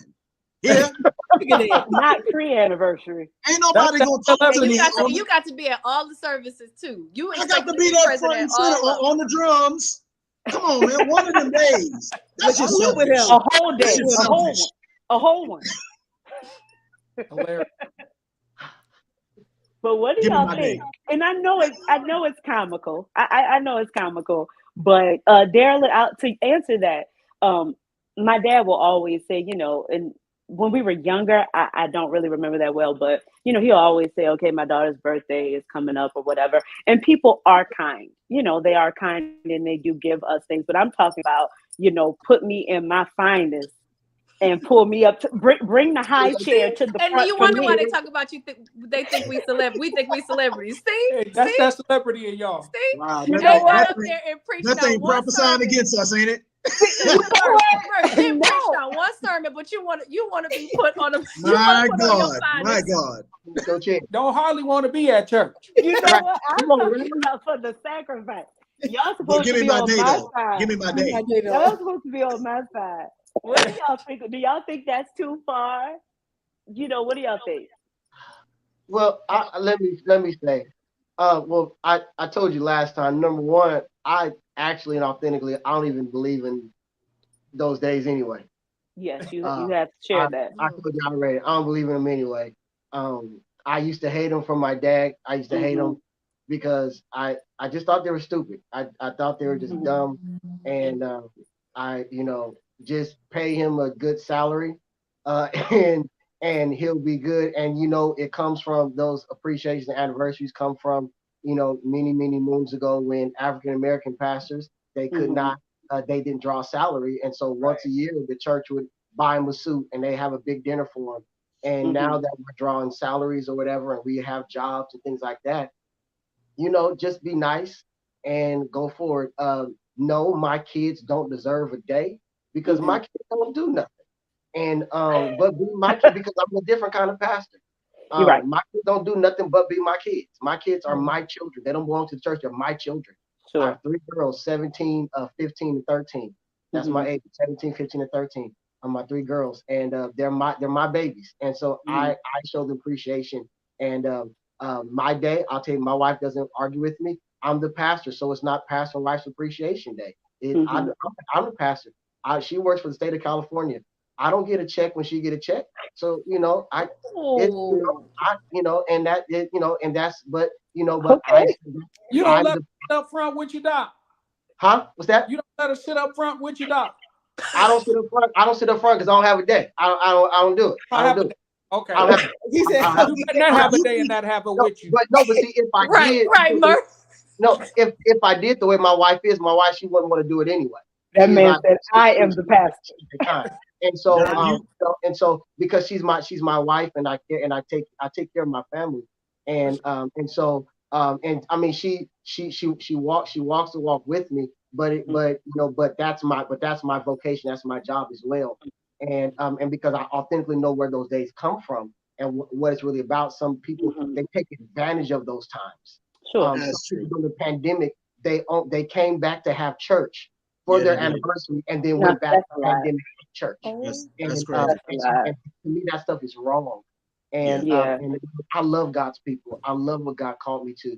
And so I don't have a appreciation service. They call it. They have what they have for me, Shepherd's Day. And they let two people say something.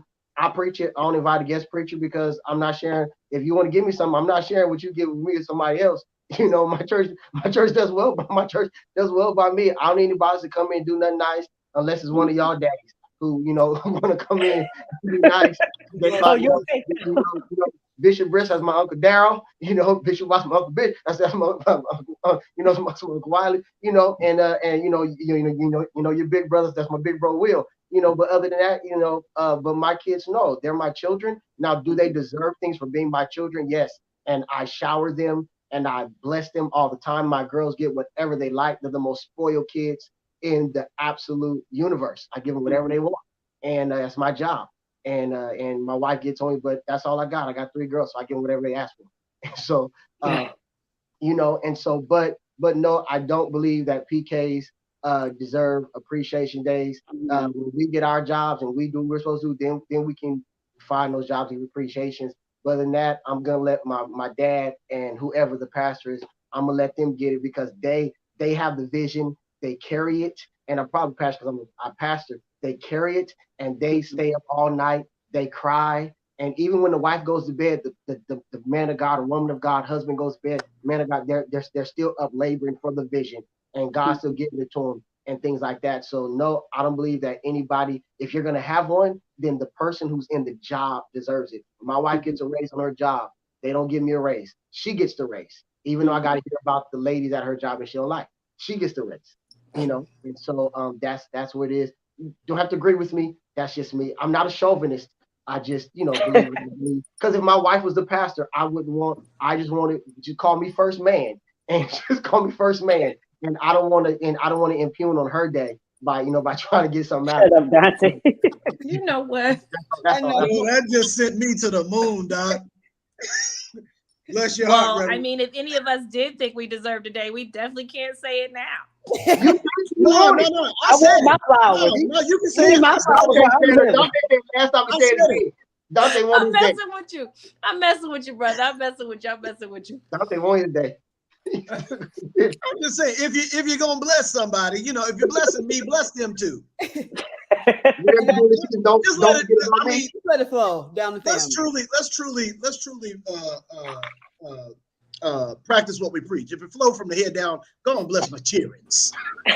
You know what's so funny? I can remember like my brother DJ and I, one time after a pastoral anniversary day, like going in the back and like literally like kind of trying to roll up on my daddy, like so give me $20. We get a little something on one. Where's our cut? We get broke. Then you got rolled up on them. Like, hey, what's good? The look we got. I'm like, okay, well, yeah. Never you mind. have not because you asked not. So I think Listen, I might as well ask. Listen, I'm just doing what the Word of God says, and That's I will give credit where credit is due. My mother is always, whenever a little something went on, she would, get us a little bag we've been wanting or something like that. Now that was when we were younger. Nowadays I got to be like, my sis, I'm working harder now than I was back in the day. Since I'm gonna need you to break bread, like $50. I mean, you holding that little tight, sis. But she would always, and of course, I mean, all of us girls on here, we're daddy's girls, right? So we get whatever we want anytime. So it didn't have to be anniversary to be showered. But, I just thought that was something that, I wanted to get y'all's take on. A little PK Appreciation Day could be added to the calendar. I wouldn't be upset about it. It would be nice. Though. I'm not going to lie. It'd be a nice little thing, during the summertime, probably, Yeah, we could do a nice little time cookout, to do it. invitation only. Here you go.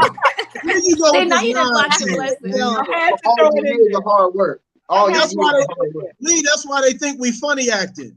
I had to throw Labor. it in there. All you need is labor. I don't think That's they're not gonna a be mad bad at them idea. invited to the appreciation. They ain't gonna be mad about that. All right. Yeah, 'cause they don't want to They do gonna be nothing to upset it. about that. But y'all, I think that might not be a bad idea. No, we need to do like a PK weekend or something. I think that would be fun. Preferably in Yes. New Orleans because we got all the fun stuff to do, or Wow. Atlanta, or somewhere, But anyway, that's another subject. Okay, let's You go. said don't leave LA out. We could definitely do LA. We can Come on. always do LA. Dontè, we are not coming to West Virginia, Doc. Oh no, you Yeah, know about and that. we're not going to. No. Somebody was in Kentucky, huh? We ain't going there. Louisville, everybody comes to Louisville for Derby. Everybody comes to Louisville for Derby. That's it. Yeah, that's true. Don't play with us. I'm saying, Don't what else do you that. before? Don't do that. Don't Some do of your that. friends coming to Derby. Don't do that. I don't want to. We can wear our church hats. We're To not Derby. going to Kentucky. We can wear our church hats to Derby. I'm Okay, gonna let y'all make it tonight. Go ahead. so y'all, whoever hasn't spoken on this particular thing, if you want to speak on it, now's the time. Now or forever hold your peace. What'd you say, AJ? And we good. So this, I'm having so much fun with you all, but we are coming towards the end of our conversation. And so I would like for everyone to speak from your heart. And what would you say is the best thing about being a PK? And what's the worst thing about being a PK? So I guess I would say the pit and the peak. The best thing about being a PK would be, and I said this last time, and it's just my truth, was watching my dad at his best. Watching him when he would minister, and like Darrlynn, it was my greatest joy to travel with my dad when he would preach, and I would go, Darrlynn, I would go to hear my dad preach. I didn't go to hook up with friends. I went to go participate in the ministry. To be in his amen corner. Yeah, I was his amen corner, but to watch him in his to watch him while he was in his groove. Mm-hmm. And at his best, and it would be like he would be gliding across the stage or the pulpit, and just he was such a great orator and such a great mind, and it was so amazing to watch him and in awe and think like that's my dad, and just and then I'm looking and people are they're sitting on the edge of their seats waiting on the next word that he's gonna say, and I'm saying like that's my dad. I get to ride with him in the car, and he's gonna be like, "What's wrong with your peanut head?" And just to see that, it was my greatest joy to be able to witness that. And as the older I get, and that now he's no longer with me, I honor it even more. Those moments, those days, even more. And then the lowest moment for me would also be my dad when he would give everything, and he would pour out everything. And then he would be at those very, very low moments of watching people who said they would stay and they'd walk away, and just to see his hurt and how he sold. My dad's house burned down in 2004, and instead of getting his house repaired the right way, he gave the money to the church, $250,000, to be sure the church stayed together, and pieced his house back together. So to be sure the church remained open and stayed and things like that. And then, and so that would be the low point for me. But just to see him at his top, just his best when he was on that pulpit and he was sharing God with people, the joy of his life. And then, when he would hurt and pain, but to see him then at another peak in the middle of his pain, he'd trust God all over again. And he'd find a way to trust God all over again. In that very moment, and in a moment's notice, he'd be right back where he was at before, not gaining anything back tangibly, but just holding back on the God. And so, that's the peak and that's the low. All right, peak and pit. Who's next? I think for me, I'm sorry. Go ahead. You can go ahead. Oh, I was just going to say that one of the best things about being a PK for me is the church. And one of the worst things about being a PK is the church. I mean, again, to kind of piggyback off of what Yardley said, just loving to see my dad at his best doing his thing. And and then for me, because church saved my life. Church is everything. Just to see kind of how God has used my experience and my journey to get me to where I am right now. It's only because of the foundation that I have in God and my experience in the church, which was foundational to pretty much everything I did. And so, so I'm grateful for that. But then the backside of that thing, man, is just some of the experiences that I had in church that were not so fun, and again to see kind of how people acted, how people talked about preachers, knowing that my dad was one of them, and all of those sorts of things. I mean, just absolutely that both and. So yeah, that's mine. Okay, Aisha, what is your peak and pit of a PK? I'm going to kind of piggyback on what Yardley said. I think seeing them give it all is a lot. Seeing ministry from behind the scenes is totally different from seeing it from the other side. And like for them to put all of this into guiding these people and leading these people, this is the only thing on earth that they can take with them. They may go out and work jobs and they can't take anything else with them, but what our fathers give to them and what they sacrifice to give to them is what they can take, forever. And you can be called to preach and don't. So the fact that they answered the call and accepted the responsibility is, to look at somebody and say, oh, this is what I choose to do. That is what I want to do. This is what I choose to do. And I just think that is an awesome thing to see, because it's not, of course you may have dad that works a lot, but it's not the same weight. It's not the same weight as a preacher. It's not the same weight. Not saying the president doesn't have weight on his shoulders, but and I think it's the same thing with what Dontè said. That's the bad side too, because it is church. So you have that bad side too. But I mean, like we say in church, the good outweighs the bad. So I won't complain. I've had some hills to climb. Listen, I've had some weary days and lonely nights. My God. My Lord. All right. We got Murph, AJ, and Darrlynn. Who's going next? Peak and pit. I'll go, and it's just a piggyback off of what's been said already. I don't even remember what I said the last time because I was just really going off the cuff. But just that, like, seeing my dad when he's up there and being able to witness that and having been able to do that my whole life, because my dad has never been anything that I can remember other than a preacher. I think when he first started pastoring at 22, he was also a social worker at the Pelsham Boys Home in Houston. But my only memories are of him pastoring. And so to just see him at different places or, just preaching and knowing that people are sitting with anticipation about what he's going to say next, what he's going to do when he closes, is he going to get really excited in the celebration and just go all the way in on it, like all of those things, just having that pride sitting there, because at the end of the day, like, that's my pastor, but that's my daddy. Like, that's my daddy. I know that's him. My daddy. Like, yeah.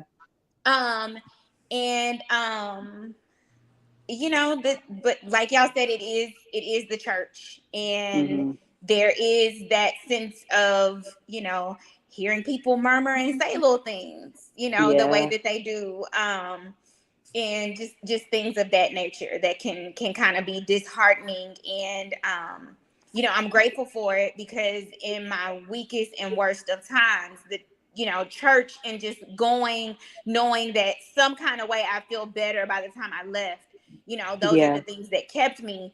But people who didn't necessarily grow up in church and have that foundation, they could hear some of those same things and be extremely hurt. And church hurt is a completely different kind of hurt. So, I think it's basically I don't know if I want to call it a gift and a curse, so to speak, but it can be a high and a low for sure.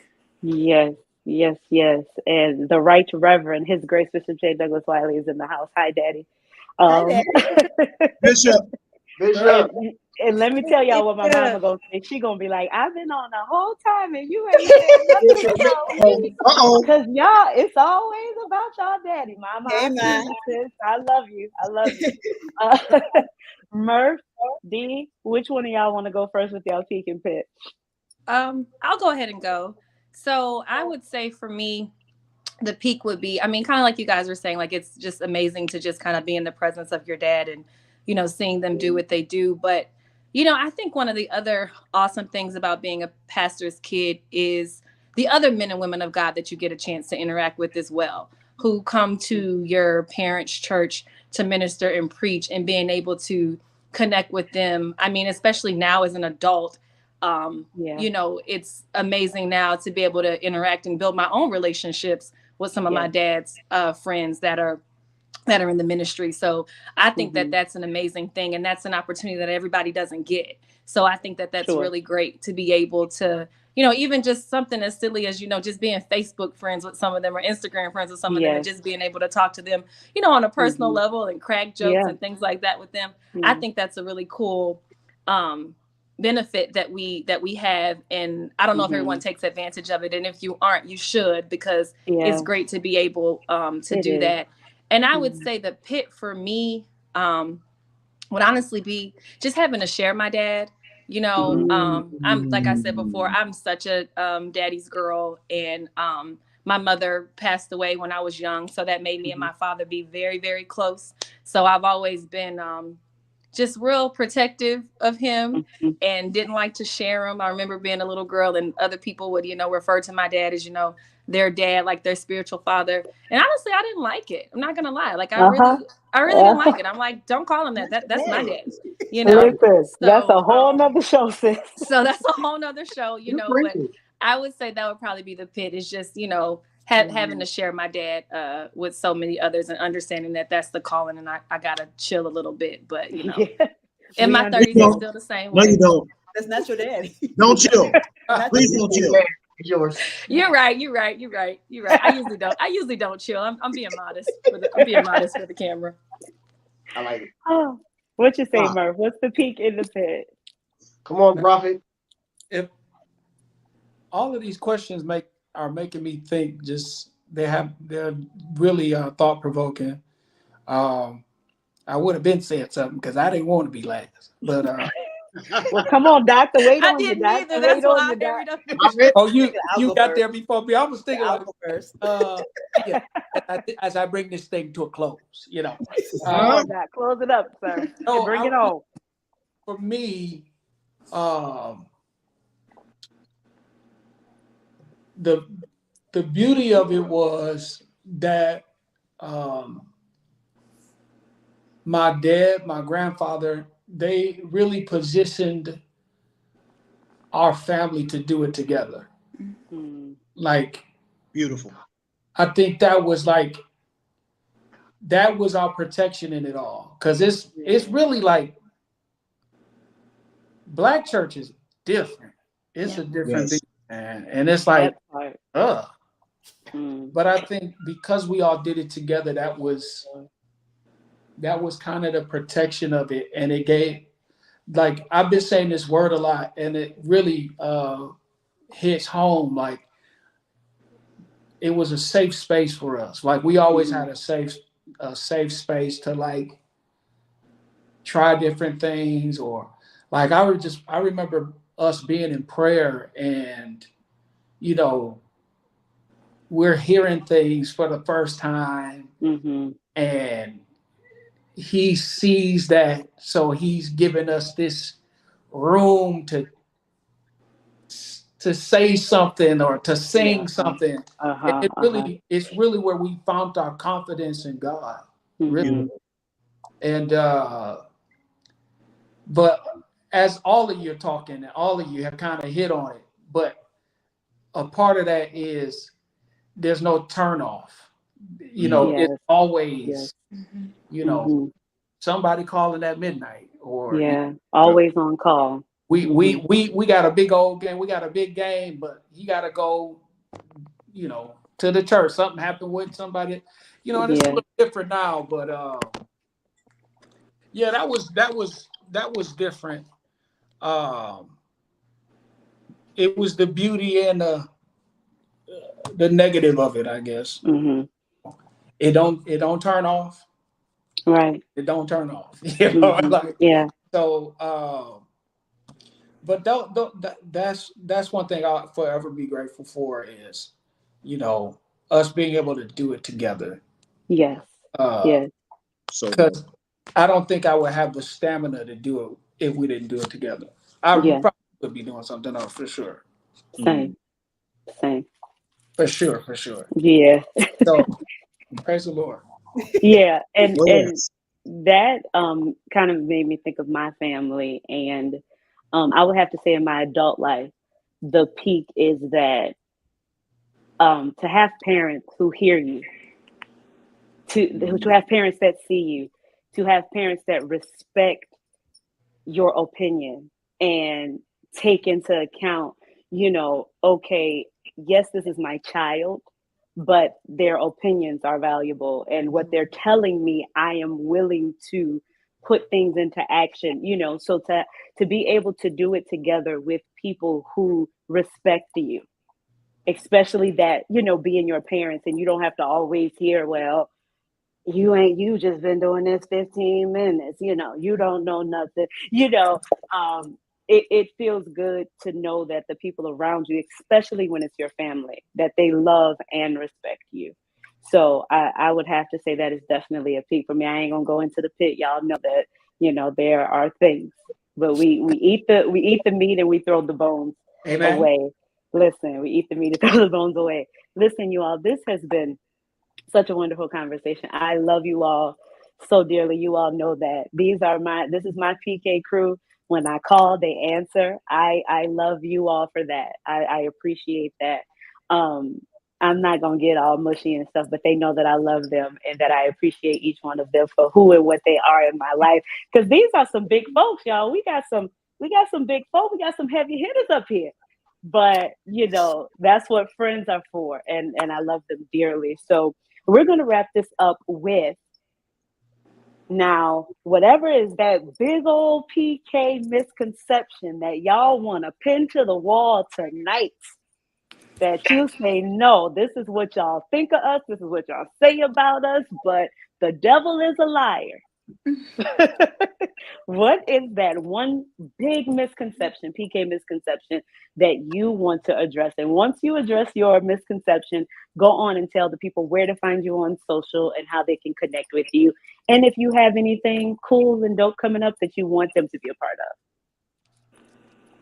I think the one misconception is that everybody always thinks that we always feel seen.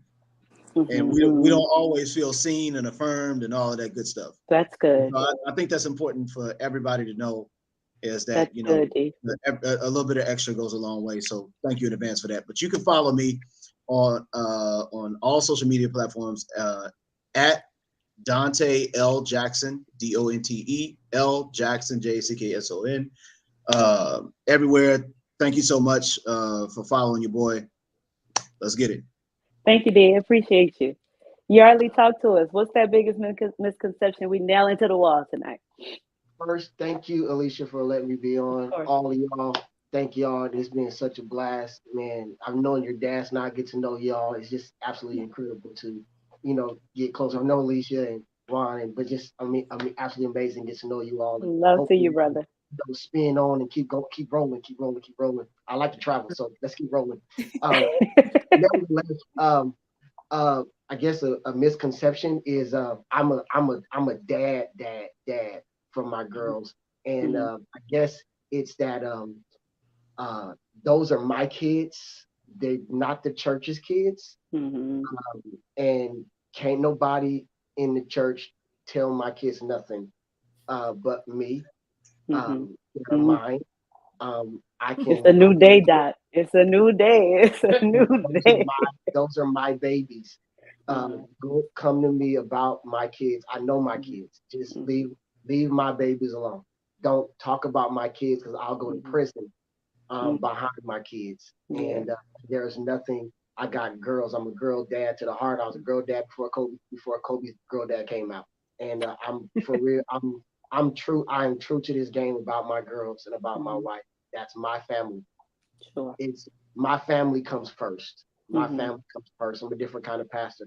My family comes first. I miss sports. I miss church because my daughter played basketball, my other babies dance, and my other baby played volleyball. I'll miss a Sunday morning to go support my babies because when I'm done pastoring, those are still my babies, and that's all I have in the world.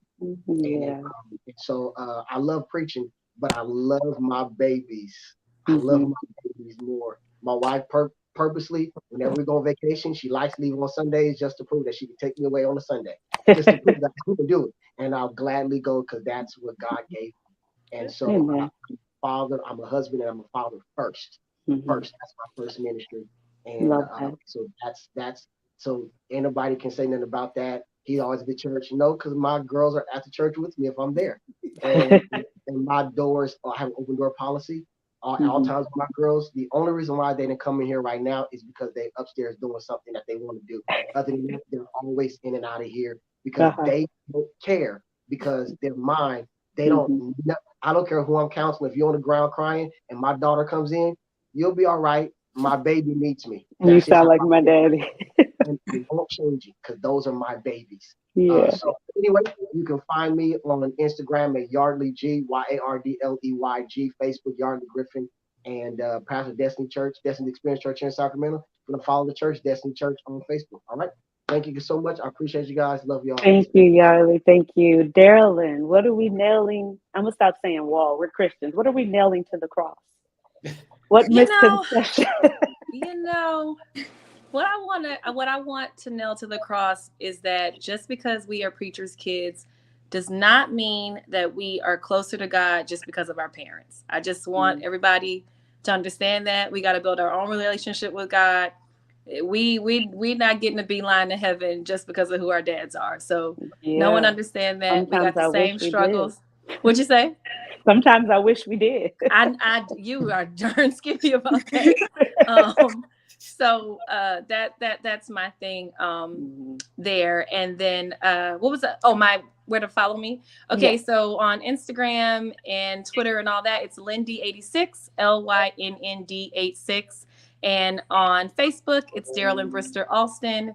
And follow me there because I'll be I'm relaunching my app soon. I've gone back and reworked some things. So follow me there to get the update about the relaunch. And again, Alicia, thank you so much for putting this together and having us. This has been so refreshing and so good for my soul. I don't know about you guys, but it's just been really good to just sit here. The time has gone by so fast, but I have thoroughly enjoyed this very, very much. So thanks for having me. I really appreciate it.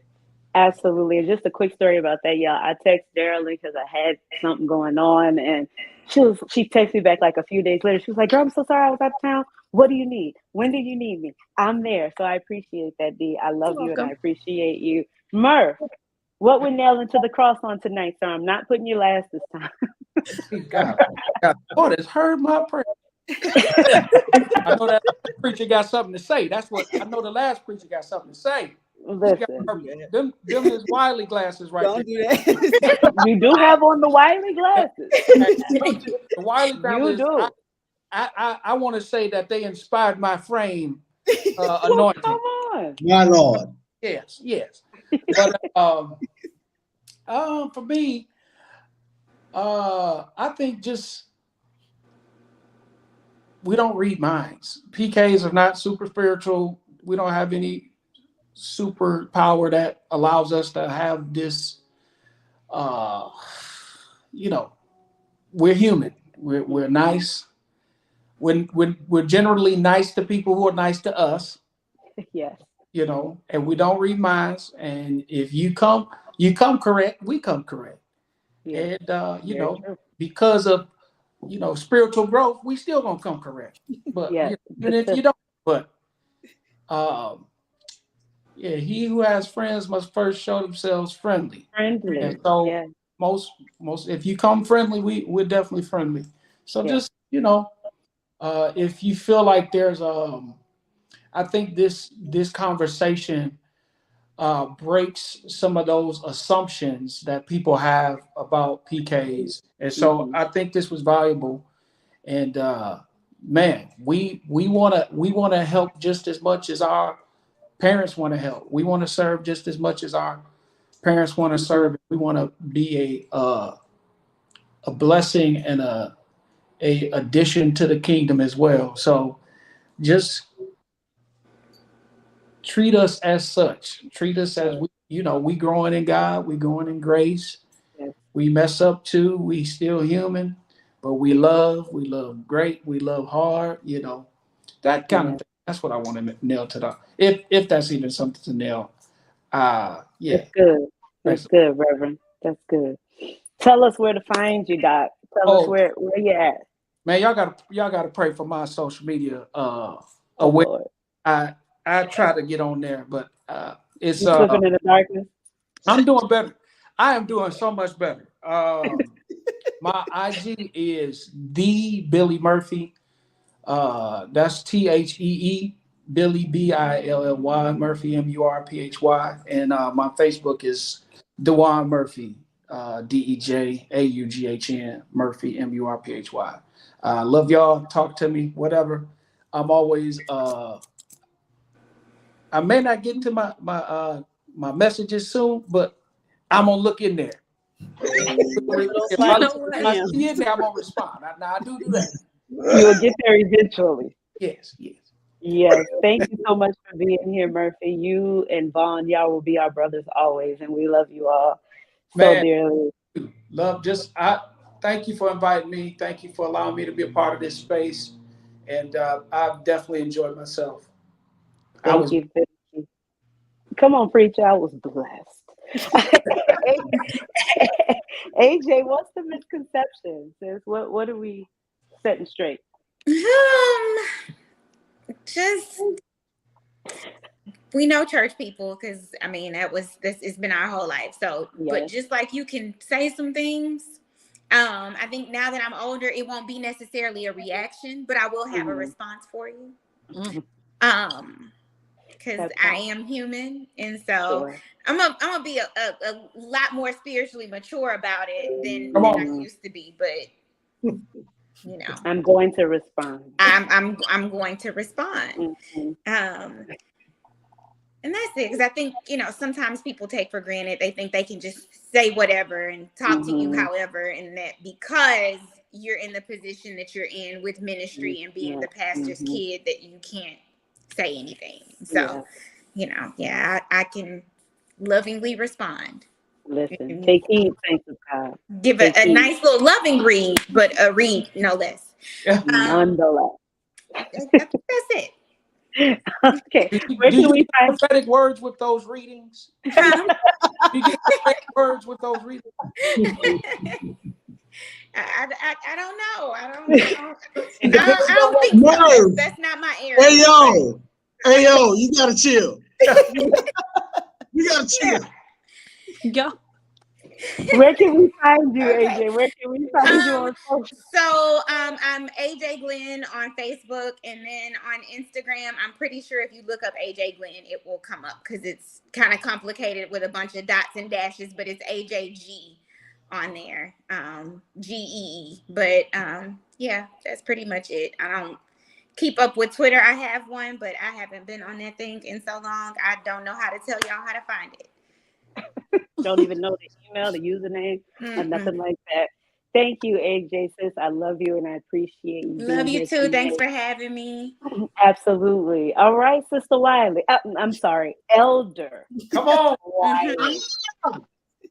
Elder Wiley. She's an elder in the Lord's church. I didn't mean to demote you, sis. I didn't mean to. Come on, prophet. So come on, Elder Wiley. Go on and tell us what misconception you Yardley, get up, fella. Yes, period. I don't know if it's a misconception, but I would say whatever situation you're in, if it's preacher's kids, whether they're children, teenagers, or young adults or adults, just remember that they're finding their way too. They're finding their way just like everyone else. So, we may hold them to a higher standard, and that's fine, but don't, you found your way. So let them find their way. Just remember to let them find their way too. It's a good word. Good word. You can find me on Instagram. I don't post that much, but you can find me on Miss Aisha Wiley MS Aisha Aisha Wiley on every platform, and that's about it. Thank you, sis. I appreciate you always answering the call. And I just want to take a moment. I know I've thanked you all already, but I just want to take a moment and tell you how much I appreciate you for the work that you do in the church. All jokes aside, I do, I'm still kind of petitioning for that appreciation day. But It's not going to I, stop. I truly love and appreciate you all. Even the PKs who are watching or those who know PKs and may have gotten a little bit more of an understanding. Yes, our life is full of sacrifice, but it's usually pretty good. We are blessed and we are fortunate, but it does take a lot. So I appreciate every one of you for holding up the mantle and for picking up, most of us where our parents left off, or those of us who have the ability to work with our parents. It is such a blessing, and it is something that we do not take lightly. So I appreciate you all for the work that you are doing in the kingdom, for building it up, building it up, building it up, and holding up the blood-stained banner. I appreciate. I mean, what you want me to do with it? I mean, it's church church. I don't know what you want me to do. Church is all I know. It's all I got. But thank you all again for being on Churchy Chats. This has been probably one of the more enjoyable episodes. All of them are good and all of them are enjoyable, but it's just different when you have your people with you. So I just want to say thank you to all of that. I love and appreciate you all. Thank you. Thank you. Love you. Love y'all too. So listen, y'all. So that has been the end of our PK Tell All episode. As you can see, we had a wonderful time, but we also addressed some things that, may have cleared some things up for you. And just to take a personal note, I just want to say thank you to the Life Center Cathedral, because my sister and I and my family, of course, there are always situations that arise and you have to deal with, but overall, you all have been so good to us as the preacher's children, and I can't speak for my mom, but I want to speak for her a little bit. But as the preacher's wife, the preacher's family, you have always taken such good care of us and defended us and made this life just a little bit easier. Yes, it is labor, but it is a labor of love. Life Center, we love you. We appreciate you and all that you've done for us down through the years. Okay, well, that wraps up the PK Tell All episode.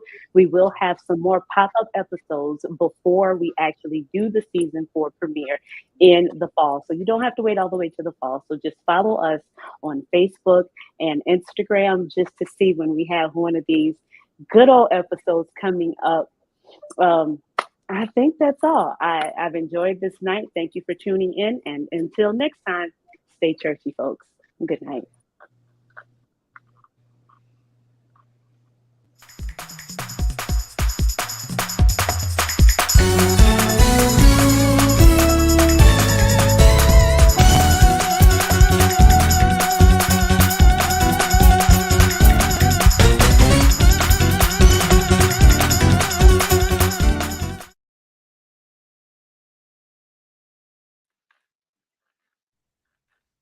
Beloved, y'all bless me on tonight.